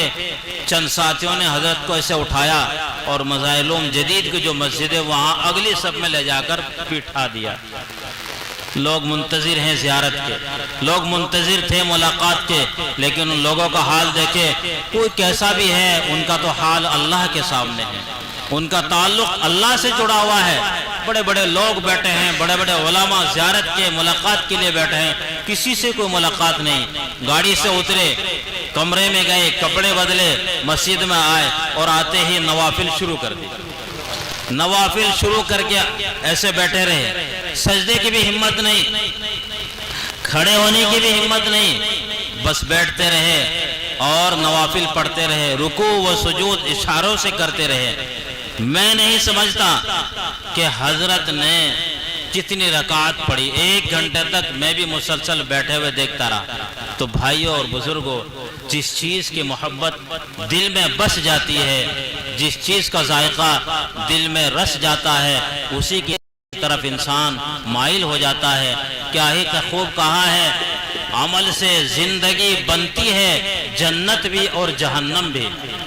عمل سے زندگی بنتی ہے جنت بھی جہنم بھی، یہ خاکی اپنی فطرت میں نہ نوری ہے نہ ناری ہے۔ بارے کے وقت کی قلت کی بنا پر وقت جو ہے میں زیادہ لے چکا ہوں، مجھے مزہ آ رہا تھا آپ حضرات کو بتاتے ہوئے۔ اللہ تبارک و تعالی مجھے بھی اور آپ کو بھی کہنے سننے سے زائد عمل کی توفیق عطا فرمائے، اور اللہ تبارک و تعالی اس مدرسے کو دین دوگنی رات چوگنی ترقی عطا فرمائے۔ وآخر دعوانا ان الحمدللہ رب العالمین۔ ماشاءاللہ، یہ تھے حضرت مولانا ابراہیم صاحب دامت برکاتہم العالیہ، جو بہت ہی اچھی اور قیمتی نصیحتوں سے ہم سامعین کو مستفیض فرما رہے تھے۔ محترم حضرات، میں تقریباً 9 بجے سے آپ کی اس اجلاس کی رونق کو دیکھ رہا ہوں اور آپ لوگوں کی چہل پہل کو بھی دیکھ رہا ہوں، لیکن میری سمجھ میں ایک بات نہیں آ رہی ہے۔ یہاں پر بچے بہت سارے نظر آ رہے ہیں، کوئی کس انداز میں آ کر اپنا کلام پیش کر رہا ہے۔ تو یہ بچے آپ ہی کے ہیں، کیونکہ میرے اور آپ کے ذہن میں یہ بات پیوست ہو چکی ہے اور بیٹھ چکی ہے کہ ہمیں تو جب جانا ہے تب بالکل دعا کا وقت قریب آ جائے گا، اور ہمیں تو جب جانا ہے اجلاس کے اندر جب علماء کرام کی آمد و رفت ہو جائے گی۔ محترم حضرات، بہت سارے نوجوان عالم دین، شاندار خطیب ہمارے اس اسٹیج پر تشریف فرما ہے، اور حضرت مولانا مفتی محمد منور صاحب دامت برکاتہم العالیہ صبح سے اس اجلاس کی نظامت فرما رہے ہیں۔ بہت ہی اچھے انداز میں آپ لوگوں کو بلا رہے ہیں، پکار رہے ہیں، لیکن سمجھ میں ایک بات نہیں آ رہا ہے۔ سبھی دعویٰ کرتے ہیں کہ ہمیں اللہ سے محبت ہے، سبھی یہ اقرار کرتے ہیں اور اصرار کرتے ہیں کہ ہمیں اللہ سے محبت ہے، ان علماء سے محبت ہے، ان علماء سے ہمارا تعلق ہے، اور یہ گنگو شریف جس کا ابھی حضرت مولانا ابراہیم صاحب دامت برکاتہم العالیہ تذکرہ بھی کر رہے تھے اور بتا بھی رہے تھے کہ گنگو وہ بستی ہے، وہ خطہ ہے، وہ علاقہ ہے، اس کو دنیا کے اندر ہر جگہ پر جانا اور پہچانا جاتا ہے۔ کون واقف نہیں ہے گنگو سے؟ حضرت مولانا رشید احمد گنگوہی نور اللہ مرقدہ نے کون نہیں جانتا، اور حضرت مولانا हमारे यहाँ पर बहुत सारे अकाबिर फिलहाल भी मौजूद है, कौन उनसे वाकिफ नहीं है। तो मोहतरम हजरात, आप ऐसे खित्ते से ताल्लुक रखते हैं, आप ऐसी बुजुर्गों वाली बस्तियों से ताल्लुक रखते हैं, लेकिन आप लोगों का अंदाज जो देखा, आप लोगों का नजरिया जो देखा, आप लोगों का जो चहल पहल देखी, वो ऐसे महसूस हो रही है कि आप लोगों ने जो मोहब्बत है वो दिखलावे की है। आप लोगों ने हकीकी मोहब्बत नहीं, आप लोगों का हकीकी ताल्लुक नहीं। अरे अकाबिर की तारीख को पढ़ कर देखिए, अपने अकाबिर को पढ़िए और उनकी जिंदगियों को कुंघालिए और फिर उनका निचोड़ निकालिए कि उन्होंने अपनी जिंदगियों को किस तरह से सर्फ किया है और किस तरह से उन्होंने अल्लाह से मोहब्बत करके दिखाई है। मोहतरम हजरात, आज मुझे और आप लोगों ने सिर्फ और सिर्फ अगर मोहब्बत अल्लाह रब्बुल इज्जत से है, इन उलमाए किराम से है, ये आज के इस इजलास से है, वो सिर्फ दिखलावे के लिए है, दिखलावे के लिए है। और हकीकी मोहब्बत होनी चाहिए। दिखलावे की मोहब्बत अल्लाह रब्बुल इज्जत को पसंद भी नहीं है और अल्लाह रब्बुल इज्जत ऐसी मोहब्बत को पसंद भी नहीं फरमाते। अल्लाह के नबी सल्लल्लाहु अलैहि वसल्लम की रिवायत है, अल्लाह के नबी यूं बयान फरमाते हैं कि जो आदमी दिखलावे के लिए कोई भी अमल करेगा और कोई भी कारनामा पेश करेगा, अल्लाह रब्बुल इज्जत उस कारनामे को और उसके उस दिखलावे की वजह से जन्नत में, जन्नत देने को तो दूर की बात, मैदान हशर में क़यामत के दिन जन्नत तो दूर की बात, मुझे और आपने हवा और वहां की बू भी नसीब नहीं हो सकती। तो इसलिए मोहतरम बुजुर्ग और दीनी भाइयों, मेरी आवाज सभी लोगों के कानों में पहुंच रही है। मैं अपने मेहमानान इज़ाम से बड़े ही अदब एहतराम के साथ दरख्वास्त कर रहा हूं, जो हमारे मेहमानान इज़ाम इधर उधर घूम रहे हैं, ये सड़कों की जीनत बने हुए हैं, ये दुकानों की जीनत बने हुए हैं, आप लोगों ने इस इजलास की जीनत बनना चाहिए। आप लोगों के लिए आज के मुहतमिम हजरत मौलाना हजरत कारी मोहम्मद जाबिर साहब और हजरत कारी मोहम्मद शाकिर साहब दामत बरकातुहुमुल आलिया ने ये आपके लिए शामियाने लगाए, ये पिट्टी और कालीन बिछाई, इसलिए बिठाई ताकि आप लोगों को गर्मी की शिद्दत से बचाया जाए। और आपके लिए जो इंतजाम किया गया है, इसलिए इंतजाम किया गया ताकि आप लोगों तक अकाबिर की गुफ्तगू, अकाबिर का कलाम आसानी के साथ पहुंच जाए और आप और मैं उन पर अमल करने वाले बन जाए। तो मोहतरम बुजुर्ग और देने भाइयों, जो हजरात सड़कों की जीनत बने हुए हैं और जो इधर उधर घूम रहे हैं, मैं इनसे बड़े ही अदब एहतराम के साथ दरखास्त कर रहा हूँ, ये आज का इजलास बड़े ही जोर शोर के साथ रवा दवा है, एक एक करके इसकी कड़ियां खत्म होती जा रही है और वक्त भी बड़ी तेजी के साथ चल रहा है। तो बड़े ही अदब एहतराम के साथ मैं अपने मेहमानान इज़ाम से दरखास्त करता हूँ कि तमाम मेहमानान इज़ाम जिस मकसद के लिए आए हैं और जिन अकाबिर उलमाए दीन की गुफ्तगू सुनने के लिए आए हैं और जिन अकाबिर उलमाए दीन को आप समाअत फरमाने के लिए आए हैं, तो बराह करम आप अपने काम और काज को छोड़े, अपनी तमाम मसरूफियात और मशगूलियात को बालाए ताक रखें और अपने कीमती औकात को फारिग करके आप लोग जलसगाह के अंदर तशरीफ ले आए, क्योंकि कुछ ही लम्हात में और कुछ ही वक्फे में हमारे माबेन तशरीफ लाने वाले हैं हजरत मौलाना मुफ्ती मोहम्मद साबिर जमील साहब अल-कासिम दामत बरकातुहुमुल आलिया, शेखुल हदीस व नाइब मुहतमिम जामिया अहमदुल उलूम खानपुर गंगो, और इसी तरह बहुत सारे अकाबिर उलमाए दीन हमारे आज के इस इजलास में आने वाले हैं। तो सभी हजरात से मैं ये दरखास्त कर रहा हूँ कि आप हजरात अपने मकान और अपने घरों को छोड़कर जलसगाह के अंदर तशरीफ ले आए। कैसे सुनाऊं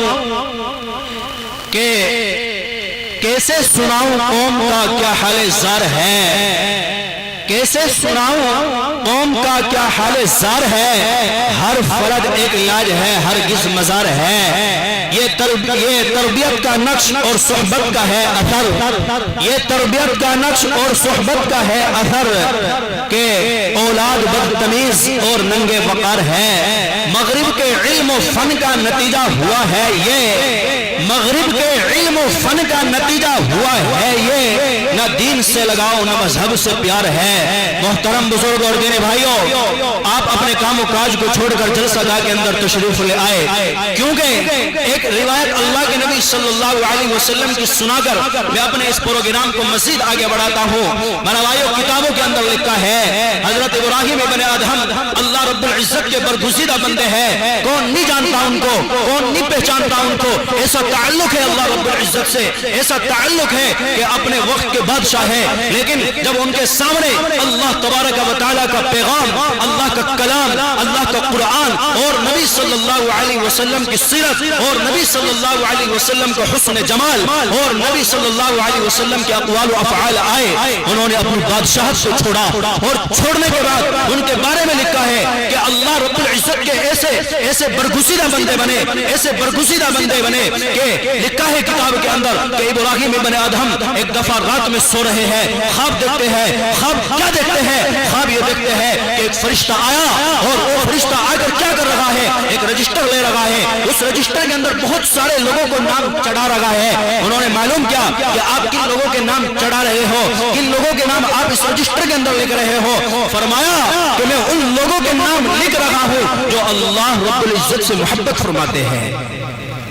قبل اس کے کہ میں اپنی اس بات کو پورا کروں، جو ہمارے مہمانان اعزام پیچھے بیٹھے ہوئے ہیں، بڑے ادب و احترام کے ساتھ میں بڑے ہی ادب آپ لوگوں سے درخواست کر رہا ہوں، یہ آپ کے لیے زحمت ہے، میں سمجھ رہا ہوں، اور آپ کے ذہن میں جو بات دوڑ رہی ہے، میرے ذہن میں یہ بات ہے کہ یہ آپ کے لیے زحمت ہے، لیکن زحمت نہیں، اگر میرے نبی کا طریقہ اٹھا کر اور میرے نبی کی سیرت اٹھا کر آپ لوگ دیکھیں گے تو یہ آپ کے لیے زحمت نہیں بلکہ رحمت ہے، رحمت ہے، رحمت ہے۔ میں بڑے ادب و احترام کے ساتھ درخواست کر رہا ہوں، اگر ان لوگوں کو میری آواز نہیں پہنچ رہی ہے، میں اس نوجوان سے درخواست کرتا ہوں کہ یہ بھائی وہاں پر جائے، ان بزرگوں سے کہے کہ آگے کو قریب آ جائیے، یہ میرے نبی صلی اللہ علیہ وسلم کی محفل نہیں ہے، یہ میرے نبی صلی اللہ علیہ وسلم کی محفل سے ہٹ کر محفل سجائی جا رہی ہے۔ میرے محترم بزرگ اور دینی بھائیوں، اس نبی صلی اللہ علیہ وسلم کی سنتوں سے اور ان کی محفلوں سے اگر آپ اعتراض کرو گے اور آپ ان سے کنارہ کوشی کریں گے تو رب کائنات آپ کی پکڑ فرما لیں گے، اور ایسی پکڑ فرمائیں گے پھر میں اور آپ مارے پھریں گے، پھر در بدر بھٹکتے پھریں گے، پھر ہمارا پرسان حال کوئی نہ ہوگا، پھر ہمیں پوچھنے والا کوئی نہ ہوگا، پھر ہمارا سہارا کوئی نہ ہوگا۔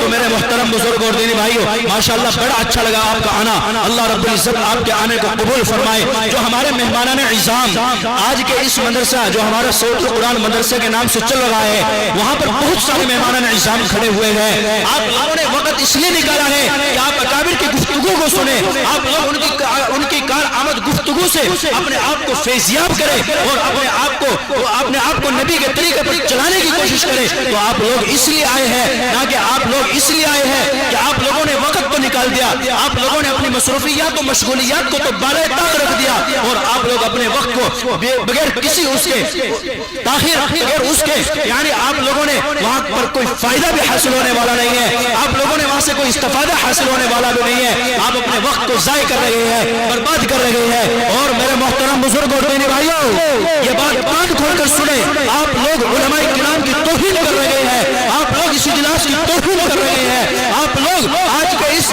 مدرسے کے جو ہمارے منتظمین حضرات ہیں ان کی توہین کر رہے ہیں، اور آپ لوگ اگر توہین کریں گے تو وہ دن دور نہیں ہے، وہ دن دور نہیں جس کا مجھے اور آپ نے ڈر ہے، وہ دن دور نہیں کہ رب کائنات کی پکڑ آ جائے اور رب کائنات کا غضب آ جائے اور رب کائنات کی پکڑ آ جائے۔ تو میرے محترم بزرگ اور دینی بھائیوں، جو ہمارے نوجوان بھائی ادھر کھڑے ہوئے ہیں، بڑے ادب و احترام کے ساتھ درخواست کر رہا ہوں کہ آپ لوگ وہاں سے آگے آئیے، قریب بیٹھیے اور اپنے علماء کو سنیں اور اپنے اکابر کا پروگرام سنیں، اپنے بچوں کا بھی پروگرام سنیں، اپنے اکابر کی کارآمد گفتگو سے آپ لوگ فیضیاب ہو۔ تو میرے محترم بزرگ اور دینی بھائیوں، میں آپ لوگوں سے یہ بات بیان کر رہا تھا اللہ کی محبت میں، ابراہیم ابن ادہم خواب دیکھتے ہیں، خواب کیا دیکھتے ہیں؟ ایک فرشتہ آیا اور وہ فرشتہ کن لوگوں کے نام لکھ رہا ہے؟ ابھی میں نے آپ لوگوں سے بتلایا تھا، ان لوگوں کے نام لکھ رہا تھا جو اللہ رب العزت سے محبت فرماتے ہیں۔ ابراہیم ابن ادہم نے معلوم کیا، ارے اس رجسٹر کے اندر دیکھو تو کہیں پر رب کائنات میں میرا بھی نام لکھوا رکھا ہے یا نہیں؟ آتا ہے کتاب کے اندر لکھا ہے کہ ابراہیم ابن ادہم نے جب یہ بات بیان کی تو ابراہیم ابن ادہم سے اس فرشتے نے جواب دیا اور کہا کہ ابراہیم ابن ادہم، اللہ رب العزت نے تیرا نام اس رجسٹر کے اندر نہیں لکھوا رکھا ہے۔ وہ حیران ہو گیا، پریشان ہو گیا، حیران ہونے کی بعد بھی تھی, حیران کن کرنے کی بات بھی تھی, کیوں نہ حیران ہوتا.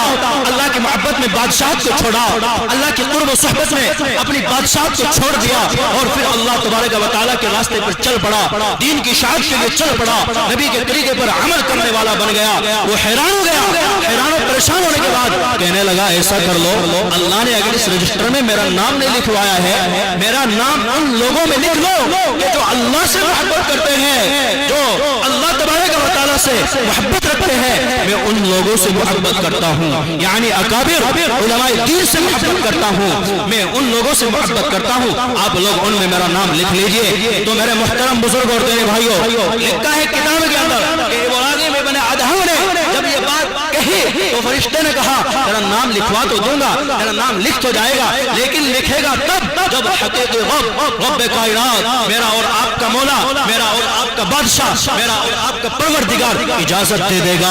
اگر اس کی اجازت ہوگی تو تیرا نام اس رجسٹر کے اندر موجود ہو جائے گا, لکھ جائے گا. اگر اس کی اجازت نہیں تو نہیں لکھا جائے گا. لکھا ہے محترم بزرگ اور دینی بھائیوں, آتا ہے اللہ تبارک و تعالیٰ کے اس برگزیدہ بندے کے بارے میں, آتا ہے کہ اس نے جب یہ بات بیان کی اور کہا کہ میرا نام ان لوگوں میں لکھ لو کہ میں علماء سے محبت کرتا ہوں, تو ابراہیم ابن ادہم سے اس نے کہہ دیا فرشتے نے کہ تیرا نام تو لکھ جائے گا لیکن اللہ اجازت دیں گے تب. تو کچھ ایام گزرے, کچھ روز گزرے, جیسے کچھ ایام گزرے تو دوبارہ پھر وہی خواب, وہی منظر, وہی چیز دوبارہ پھر دیکھی. کیا دیکھا کہ ایک فرشتہ آیا اور آنے کے بعد کچھ نام لکھ رہا ہے. اس سے دوبارہ پھر معلوم کیا کہ آپ کن لوگوں کے نام لکھ رہے ہو. فرمایا کہ میں ان لوگوں کے نام لکھ رہا ہوں جن سے خود رب کائنات محبت فرماتا ہے. کن لوگوں کے بھائی بول کر بتلاؤ, سستی آ رہی ہے آپ لوگوں میں, بھئی یہ سستی اتارو. آپ لوگ علماء کی محبت میں آئے ہیں, آپ لوگ ایسے خطے سے تعلق رکھتے ہیں اور ایسے علاقے سے تعلق رکھتے ہیں جہاں پر علماء کی بہت زیادہ فہرست طویل ہے, جہاں پر علماء کا ڈنکا بج رہا ہے, جہاں سے دین کا چراغ روشن ہو رہا ہے. دیکھو آج کے اس اجلاس سے اور آج کے اس مدرسے سے کیسا چراغ روشن ہو رہا ہے, کیسے معصوم معصوم بچے, آپ ہی کے ننھے منھے سے بچے آپ کے سامنے کوئی آ کر کس انداز میں, کوئی نعت منقبت کی شکل میں, کوئی تقریر کی شکل میں, کوئی ترانے کی شکل میں, کوئی مکالمات کی شکل میں آپ لوگوں کے سامنے بیان کر رہا ہے. میرے محترم بزرگ اور دینی بھائیوں, بتلانا یہ ہے کہ کچھ ایام گزرے اور گزرتے ہی جیسے خواب دیکھا, خواب میں یہ آیا کہ فرشتہ کچھ نام لکھ رہا ہے. پھر معلوم کیا ان لوگوں کے نام لکھ رہے ہو. فرمایا میں ان لوگوں کے نام لکھ رہا ہوں جن سے خود رب کائنات محبت فرماتا ہے. پہلے کن لوگوں کے نام لکھے جا رہے تھے جو اللہ سے محبت فرماتے ہیں, اب کے بعد ان لوگوں کے نام لکھے جا رہے ہیں جن سے خود رب کائنات محبت فرماتا ہے. کہا کہ دیکھو دیکھو اس رجسٹر کے اندر تو میرے پیارے رب نے میرا نام لکھوایا ہے یا نہیں. لکھا ہے کتاب کے اندر کہ جب اس رجسٹر کو تلاش کیا گیا, اس رجسٹر کو کھولا گیا تو سب سے اول نمبر پر, سب سے اول صفحے پر حضرت ابراہیم ابن ادہم کا نام موجود تھا. کہا ابراہیم ابن ادہم تجھے مبارکباد, تجھے مبارکباد, تجھے مبارکباد, 3 مرتبہ مبارکباد پیش کی اور کہا کہ ابراہیم ابن ادہم اللہ رب العزت نے تیرا نام سب سے اول نمبر پر, سب سے پہلے صفحے پر ان لوگوں میں لکھوا رکھا ہے جن سے رب کائنات محبت فرماتا ہے. تو یہ بات اس وجہ سے بیان کی ہے محترم بزرگ اور دینے بھائیوں, آپ لوگوں کے سامنے کہ آپ لوگوں نے علماء کرام کی قدر ہو جائے. کون تھے وہ جن سے انہوں نے محبت کی؟ وہ علماء دین تھے, وہ قرآن کے پڑھنے والے تھے, وہ اللہ اللہ کرنے والے تھے. میں اور آپ صبح سویرے سویرے محترم بزرگ اور دینے بھائیوں نرم نرم بستر میں لیتے رہتے ہیں, لیکن یہ اللہ اللہ کرنے والے, یہ اللہ اللہ کی صدائے بلند کرنے والے, یہ ہمارے ننھے منھے سے بچے صبح سویرے ہی جب ان کے کانوں میں اذان کی آواز پہنچتی ہے فوراً مدرسوں کی طرف دوڑتے ہیں, اللہ کا کلام کھولتے ہیں, اللہ کے قرآن کو پڑھتے ہیں, اللہ کے قرآن کو سمجھتے ہیں. اور میں اور آپ اس وقت میں بھی نرم نرم بستر میں سوئے رہتے گئے. نہ ہمیں نماز کی فکر, نہ ہمیں اللہ کی خوشنودی کی فکر, نہ ہمیں اللہ کی محبت کی فکر, ہمیں کوئی فکر نہیں ہے. جو ہوگا دیکھا جائے گا. ہمارے دماغ میں یہ بات بیٹھ چکی ہے, مرنے کے بعد جو ہوگا دیکھا جائے گا, جو ہوگا دیکھا جائے گا. یہ میرے محترم بزرگ اور دینی بھائیوں, یہ بہت غلط بات میرے اور آپ کے ذہن اور دماغ میں بیٹھ چکی ہے. کیوں؟ پھر آپ روئیں گے، پچھتائیں گے، اللہ کے سامنے گڑ گڑائیں گے، پھر آپ وہاں پر آہو بکا کریں گے، روئیں گے، اللہ جی دوبارہ وقت دے دو، اللہ جی دوبارہ دنیا کے اندر بھیج دو، ہم تیری خوشنودی کے لیے زندگی گزاریں گے، تجھ کو راضی کر کے آئیں گے۔ اللہ کہیں گے وہ وقت تو دیا جا چکا تھا۔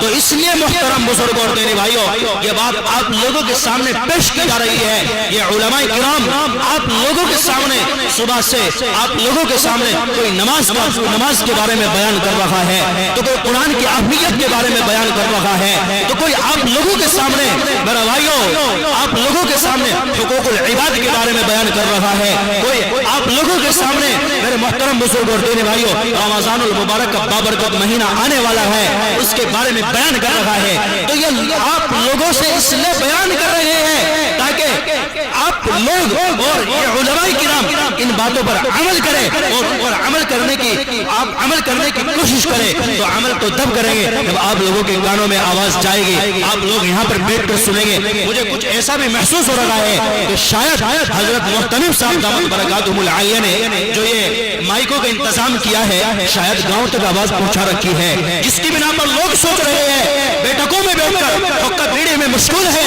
اور ان کے کانوں میں آواز پہنچ رہی ہے، وہ سوچ رہے ہیں کہ آواز تو آ ہی رہی ہے، وہاں جا کر کیا کریں گے؟ ارے میرے محترم بزرگ اور دینی بھائیوں، یہاں آ کر آپ نے وہ فیض ملے گا، یہاں آ کر آپ لوگوں نے وہ باتیں سننے کو ملے گی، وہ ہستیاں آپ لوگوں نے یہاں پر موجود ملیں گی جن کے لیے آپ 100 کلومیٹر کا سفر کرتے ہیں، بہت لمبے سفر طے کرنے کے بعد آپ اکابر علماء دین کی قربت اور ان کی زیارت کے لیے اور ان کی زیارت کا شرف حاصل کرنے کے لیے جاتے ہیں۔ تو یہاں پر آپ لوگوں نے ان اکابر علماء دین کی صحبت اور قربت ملے گی۔ تو اس لیے براہ کرم آپ اپنے حقہ بیڑی کو چھوڑیے اور آپ اپنے مصروفیات و مشغولیات کو چھوڑیے، اور آج کی اس اجلاس کے لیے یہاں پر ہمارے درمیان بہت ہی کم وقت میں ہمارے اکابر علماء دین تشریف لانے والے ہیں۔ ہمارے حضرت مفتی محمد منور صاحب دامت برکاتہم العالیہ بھی تشریف فرما ہے، حضرت دامت برکاتہم العالیہ تشریف لا چکے ہیں۔ حضرت دامت برکاتہم العالیہ آپ صبح سے دیکھ رہے ہوں گے آج کے اس پروگرام کی اور آج کے اس اجلاس کی نظامت فرما رہے ہیں، تو حضرت والا بھی آ چکے ہیں۔ ان کی موجودگی میں مجھے بیان کرنا یہ اچھا سا بھی نہیں ہے، تمہیں بڑے ادب و احترام کے ساتھ حضرت مفتی محمد منور صاحب دامت برکاتہم العالیہ سے درخواست کر رہا ہوں کہ حضرت والا آئے اور اپنے اس کار خیر یعنی کار کن کو انجام دیتے رہے۔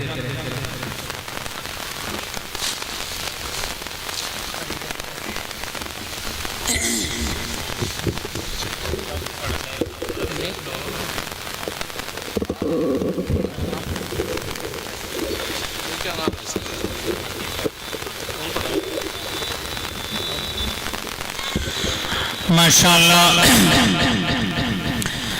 ابھی ہم سبھی کے سامنے میرے رفیق محترم نوجوان عالم دین جناب حضرت مولانا محمد الطاف صاحب دامت برکاتہم آپ حضرات اور ہم سبھی کے قلب و ضمیر کو جھنجھوڑنے کا کام کر رہے تھے، اور یقیناً حضرت والا اس جلسے کا مقصد اصلی ہم سبھی کے سامنے بیان کر رہے تھے۔ حضرات محترم، بیان کا مقصد صرف اور صرف جلسے کا مقصد بیان کرنا تھا، اور آپ لوگوں کا کام اب اس پہ عمل کر کے دکھلانا ہے۔ اس لیے آپ لوگوں کی خدمت میں حضرت والا کے بیان کی تائید کرتے ہوئے جس قدر جد و جہد اور تگ سے انہوں نے کام لیا ہے، میں اسی کی تائید کرتے ہوئے آپ کی خدمت میں ایک مرتبہ پھر درخواست کرتا ہوں کہ آپ اپنے پروگرام کے اندر تشریف لے آئے۔ حضرات محترم، اگر آپ لوگوں کی حالت یہی رہی تو آئندہ سال آئندہ جتنے پروگرام ہوں گے ہم مجبور ہوں گے اس بات پر کہ گاؤں کے اندر مائک نہ لگائے جائے، کیونکہ حقیقت بات یہ ہے کہ یہ گاؤں میں مائک لگانے کا جو سلسلہ ہے اور یہ جو طریقہ ہے یہ صرف اور صرف عورتوں کے لیے مخصوص ہوا کرتا ہے، اور یہ گاؤں میں مائک اس لیے لگائے جاتے ہیں تاکہ حضرات علماء کرام کے بیانات سے، حضرات علماء کرام کی تقاریر سے عورتیں بھی استفادہ کر سکیں اور عورتوں کو بھی یہ معلوم ہو سکے کہ آج حضرات علماء کرام نے جلسے میں کس کس چیز کا بیان فرمایا ہے، اور تاکہ انہیں بھی عمل کی توفیق نصیب ہو۔ مائک لگانے کا مقصد یہ ہوتا ہے، مائک لگانے کا مقصد یہ نہیں ہوتا کہ آپ حضرات پروگرام کے اندر ہرگز اور بالکل نہ جائیں اور اپنے گھروں میں، گلیوں میں، کوچوں میں اور بیٹھکوں میں بیٹھ کر پروگرام کو سنتے رہے۔ یقیناً یہ حضرات علماء کرام کی بے ادبی ہے اور تہذیب کی اس محفل کی بھی بے ادبی ہے۔ قرآن و حدیث کی مجلس کا ادب یہی ہے کہ حضرات علماء کرام کی زیارت و ملاقات کا شرف حاصل کرتے ہوئے ہم سبھی حضرات اس پروگرام کے اندر تشریف لائیں۔ اس لیے میں اپنے تمام ہی گاؤں کے لوگوں سے ادب کے ساتھ درخواست کرتا ہوں کہ آپ حضرات علماء کرام کی زیارت کرنے کے لیے فوراً اپنے گھروں، گلیوں، بیٹھکوں اور کوچوں کو چھوڑ کر آج کے اس پروگرام کے اندر تشریف لے آئیے، کیونکہ حضرات علماء کرام کا ہمارے درمیان ورود مسعود ہو چکا ہے۔ حضرات علماء کرام ہمارے درمیان تشریف لا چکے ہیں، وہ حضرات علماء کرام کہ جن کی زیارت و ملاقات کے لیے ہم سال ہر سال ترستے رہتے ہیں، کئی میلوں کا اور کلومیٹر کا سفر کر کے ہم ان کی زیارت و ملاقات کے لیے جاتے ہیں اور بہت ساری رقم خرچ کرتے ہیں۔ آج وہی حضرات علماء کرام ہمارے درمیان پہنچ رہے ہیں۔ یقیناً ہمیں اپنی قسمت پر نازا اور شادہ و فرحاں ہونا چاہیے کہ اللہ تبارک و تعالیٰ نے علم و عرفان کی ایک مجلس سجانے کا اور علم و عرفان کی ایک مجلس کے بنانے کا اور سنوارنے کا ہمیں موقع دیا ہے، اور اللہ تبارک و تعالیٰ نے حضرات علماء کرام کی زیارتوں کا اور حضرات علماء کرام کی نصیحتوں سے فائدہ اٹھانے کا ہمیں ایک موقع نصیب فرمایا ہے۔ اس لیے آپ حضرات فوراً اپنے کاموں کو چھوڑ کر کے آج کی اس دینی مجلس و محفل کے اندر تشریف لے آئیے تاکہ حضرات علماء کرام کا یہ پروگرام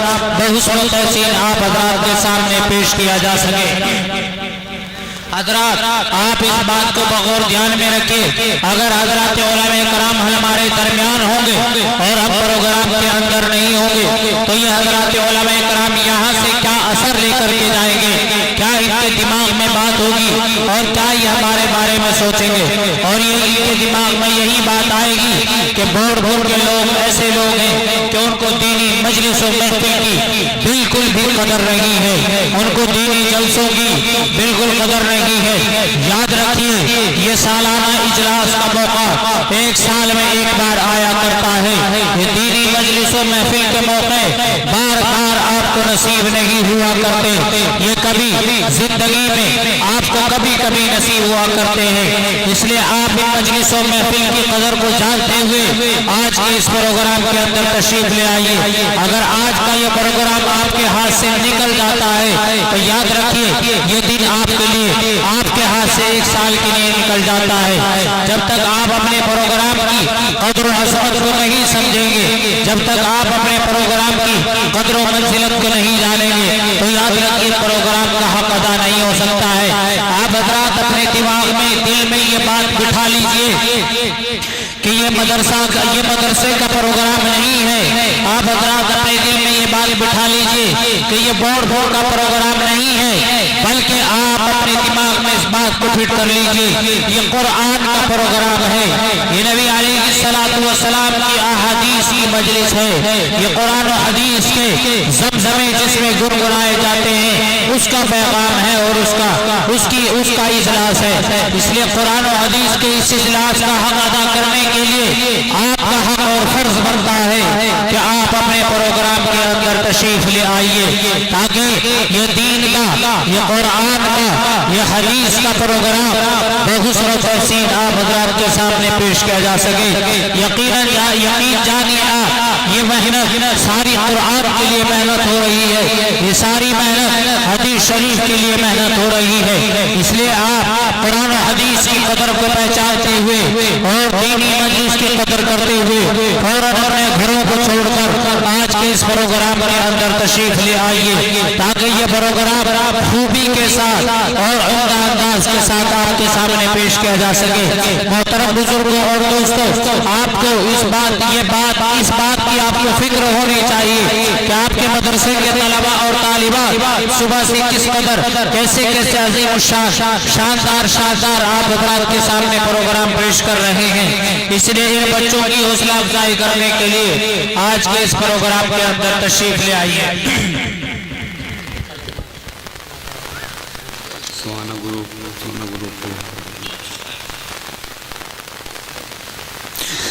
اب آئیے میں مدرسہ ہادہ کی طالبات کا پروگرام اور آگے مزید بڑھانے کے لیے سہانا گروپ کو ایک مرتبہ پھر دعوت دیتا ہوں کہ یہ گروپ آ جائے اور اپنا پروگرام پیش کرے۔ اور میں اپنے تمام ہی مہمانان معظم سے جو سڑکوں کے پاس پنڈال کی ادھر ادھر یا مدرسے کی طرف میں گھوم رہے ہیں، ان سے ادب کے ساتھ درخواست کرتا ہوں کہ سبھی حضرات فوراً وہاں سے جلسگاہ کے اندر تشریف لے آئیں، فوراً وہاں سے ہٹ جائیں۔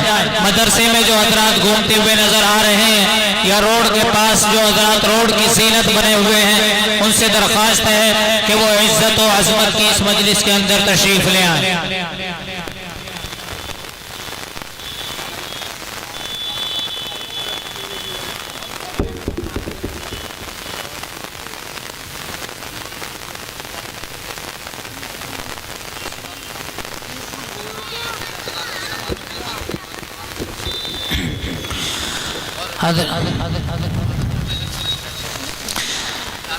ہمارے درمیان ہمارے لیے خوشی اور مسرت کا مقام ہے کہ جامعہ احمد العلوم خانپور کے شیخ الحدیث و نائب محتمم حضرت مولانا مفتی محمد صابر جمیل صاحب القاسمی ہمارے درمیان تشریف لا رہے ہیں اور چند ہی لمحات میں انشاءاللہ تعالی ہم سے روبرو ہوں گے اور حضرت کا خطاب لاجواب ہوگا۔ اور اس کے ساتھ ساتھ میں اپنے تمام ہی مہمانان محترم سے درخواست کرتا ہوں کہ گاؤں میں جہاں دعوت کا انتظام کیا گیا ہے سبھی حضرات ادھر ادھر کے کاموں کو چھوڑ کر کے دعوت کے اندر تشریف لے جائیں اور سبھی حضرات کھانے سے فارغ ہو جائیں۔ 2 بجے تک کھانے کا نظم رہے گا اور اس کے بعد انشاءاللہ تعالی نماز ہوگی اور نماز کے بعد انشاءاللہ پروگرام کی دوسری نشست کا آغاز ہو جائے گا، اس لیے 2 بجے سے پہلے سبھی حضرات کھانے سے فارغ ہو جائے۔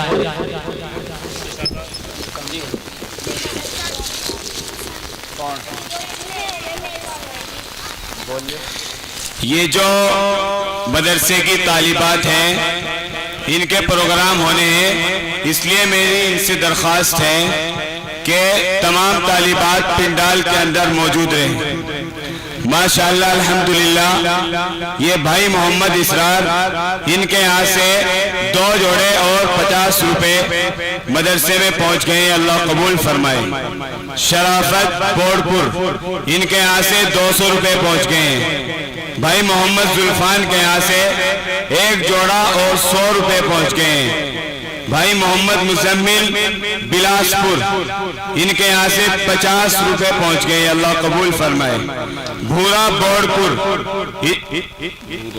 یہ مسمات بھورو بورڈپور ان کے یہاں سے 100 روپے پہنچ گئے، اللہ قبول فرمائے۔ فخر الدین بلاسپور ان کے یہاں سے 100 روپے پہنچ گئے، اللہ قبول فرمائے۔ مرشدہ مسمات مرشدہ بورڈپور ان کے یہاں سے 50 روپے پہنچ گئے، اللہ قبول فرمائے۔ مسمات فرمودہ ان کے یہاں سے 100 روپے پہنچ گئے، اللہ قبول فرمائے۔ مسمات خوشنما ان کے یہاں سے 50 روپے پہنچ گئے، اللہ قبول فرمائے۔ پروینہ مسمات پروینہ بورڈپور ان کے یہاں سے 400 روپے پہنچ گئے، اللہ قبول فرمائے۔ دلشاد جنگا ان کے یہاں سے 1 جوڑا اور 50 روپے پہنچ گئے، اللہ قبول فرمائے۔ بھائی محمد اسرار نور کھیڑی انہوں نے بھی مدرسے کے اجلاس کے لیے 100 روپے پہنچا دیے، اللہ قبول فرمائے۔ ڈاکٹر نشاد ہے یہ بھائی محمد نوشاد ان کے یہاں سے 500 روپے مدرسے کے اجلاس کے لیے پہنچ گئے، اللہ قبول فرمائے۔ یہ ایک طالب علم ہے محمد شاہویز، ان کے والد صاحب کی طرف سے مدرسہ ہزا کے اندر 1000 روپے پہنچ گئے، اللہ قبول فرمائے۔ ہمارے بھائی مظاہر حسن ان کے یہاں سے 100 روپے پہنچ گئے، اللہ قبول فرمائے۔ اللہ دینے والوں کی عمروں میں خیر اور برکت عطا فرمائے، جائز تمنا جائز مرادیں پوری فرمائے، آنے والی مصیبت اور پریشانیوں کو دور فرمائے، آمین ثم آمین۔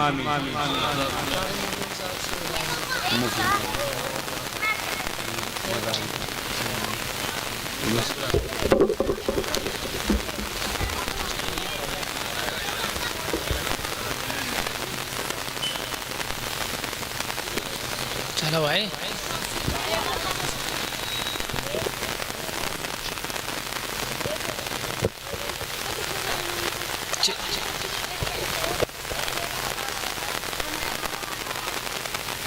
ادھر خدا ہے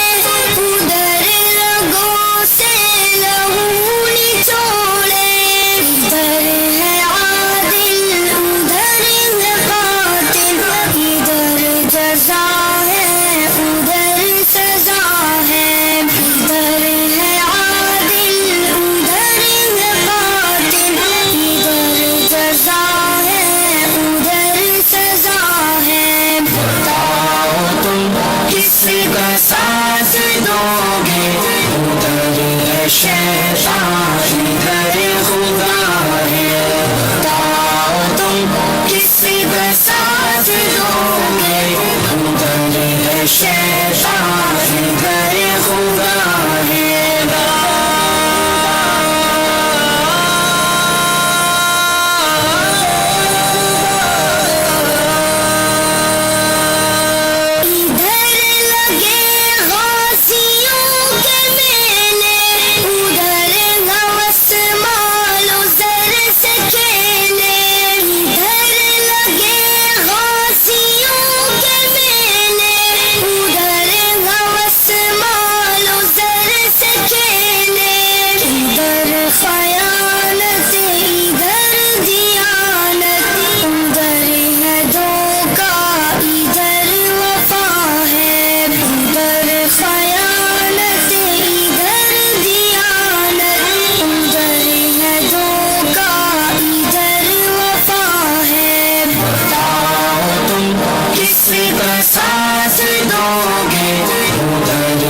शैतान घर खुदा है तुम किसी का साथ दोगे उधर शैतान घर खुदा है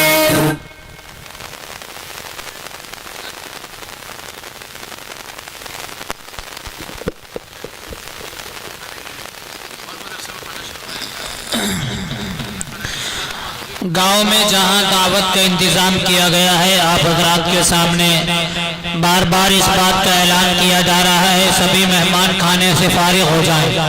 और इधर मदरसे में भी खाने का नज़म कर दिया गया है, यहाँ भी मेहमान खाने से फारिग हो जाएं। 2 बजे से पहले सभी हजरात खाने से फारिग हो जाएं। 2 बजे के बाद नमाज होगी और इंशाअल्लाह उसके बाद दूसरी नशिस्त का आगाज कर दिया जाएगा।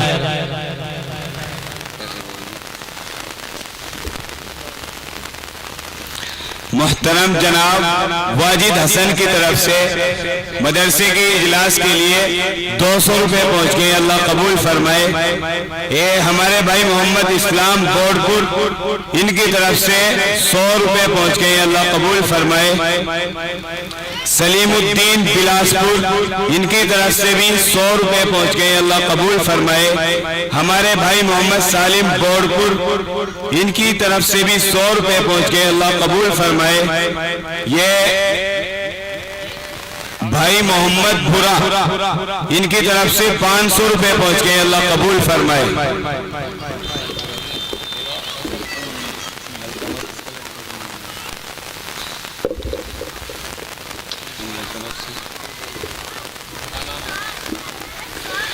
ये एक तालिबा है मुसम्मा सुहाना, इनके वालिद साहब की तरफ से भाई मोहम्मद काले की तरफ से 1000 रुपये मदरसा हाज़े के इजलास के लिए पहुंच गए, अल्लाह कबूल फरमाए।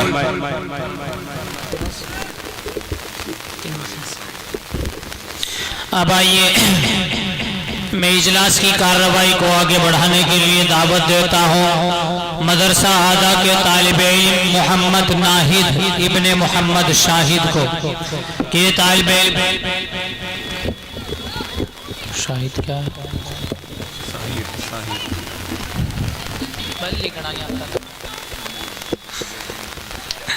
मोहम्मद नाहिद इब्ने मोहम्मद साहिर ये तालिबे इल्म आ जाए और अपनी तकरीर पेश करें। बिस्मिल्लाहिर्रहमानिर्रहीम नहमदुहु व नुसल्ली अला रसूलिल अमीन अम्मा बाद क़ाल अल्लाहु तआला व आतुमुल आलौना आतातुल मुमिनीन। मेरे प्यारे दीनी भाइयों, आप लोगों के सामने दीन इस्लाम के उन्वान से एक मुख्तसर तकरीर पेश करना चाहता हूँ। अल्लाह ताला ने कुरान पाक में फरमाया इन्नद्दीन इंदल्लाहिल इस्लाम, यानी पसंदीदा दीन अल्लाह के नजदीक इस्लाम है। मेरे भाई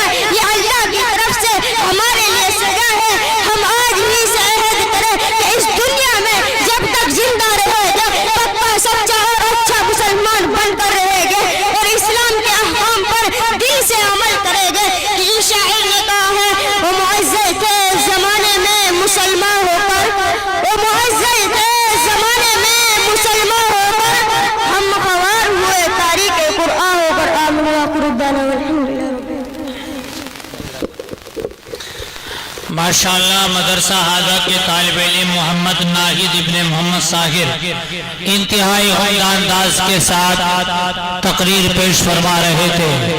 یقیناً یہ قابل قدر محنت، قابل دید ہے اور قابل تعریف ہے۔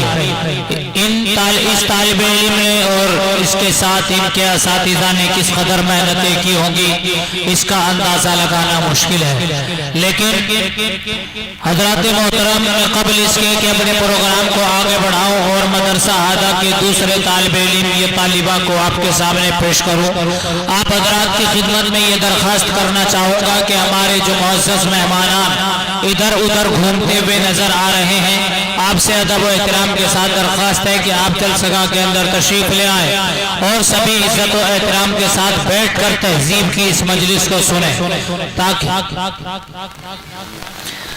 سبھی حضرات عزت و احترام کے ساتھ بیٹھ جائیں اور ادب و احترام کے ساتھ اس ادب کی مجلس کو سننے کی کوشش کریں۔ اب میں اسی سلسلے کو مزید آگے بڑھاتا ہوں اور مدعو کرتا ہوں مدرسہ ہادہ کے ایک طالب علم محمد سفیان ابن محمد عرفان بوڑپوری کو کہ تشریف لائیں اور اپنی تقریر پیش کریں۔ مدرسہ ہادہ کے طالب علم محمد سفیان ابن محمد عرفان بوڑپوری۔ یہ بھائی محمد عرفان کی طرف سے مدرسہ ہادہ کے سالانہ کے جلسے کے لیے 2000 روپے پہنچ گئے ہیں، اللہ قبول فرمائے۔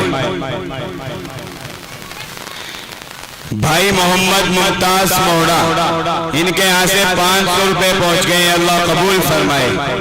حاجی امتیاز موڑا ان کے یہاں سے 300 روپے پہنچ گئے ہیں، اللہ قبول فرمائے۔ آس محمد ابن محمد سالم بوڑپور ان کے یہاں سے 100 روپے پہنچ گئے، اللہ قبول فرمائے۔ مبین احمد صاحب موڑا ان کے یہاں سے بھی 100 روپے پہنچ گئے، اللہ قبول فرمائے۔ بسم اللہ الرحمن الرحیم نحمده ونصلي على رسوله الكريم اما بعد فقد قال النبي صلی اللہ علیہ وسلم لا يدخل الجنة قطات۔ معزز حضرات، انسان کی برائی اور غیر انسانی صفتوں میں سے ایک قابل صفت چغل خوری ہے۔ چغلی یہ ہے کہ ادھر کی بات ادھر کرنا، ایک آدمی کی بات کو بڑھا چڑھا کر دوسرے تک پہنچانا، پھر اس آدمی کی بات کو پہلے آدمی کو جا کر بتانا، اس طرح دو آدمیوں میں لڑائی کروا دینا، ان میں دشمنی کرا دینا، درمیان میں نفرت کی دیوار کھڑی کروا دینا۔ چغل خور کو اس سے کچھ ملتا نہیں، لیکن اپنی بد فطرتی سے مجبور ہے۔ جب حقیقت کھلتی ہے، سچ بات دونوں کو معلوم ہوتی ہے کہ سارا کیا درا فلاں آدمی کا تھا، پھر چغل خور کی شامت آ جاتی ہے، بنی بنائی عزت خاک میں مل جاتی ہے، اس پر سے اعتماد ختم ہو جاتا ہے۔ اسلام نے چغل خوری کا اتنا بڑا گناہ قرار دیا ہے کہ چغل خور کے لیے جنت کے دروازے بند ہیں۔ اللہ تعالیٰ نے ان کے لیے ہلاکت و بربادی کی خبر دی ہے۔ وَيْلٌ لِكُلِّ ہُمَزَةٍ لُمَزَةٍ، فرمایا ہلاکت ہے ہر ایک کرنے والے، چوری کرنے والے، چغلی کھانے والے۔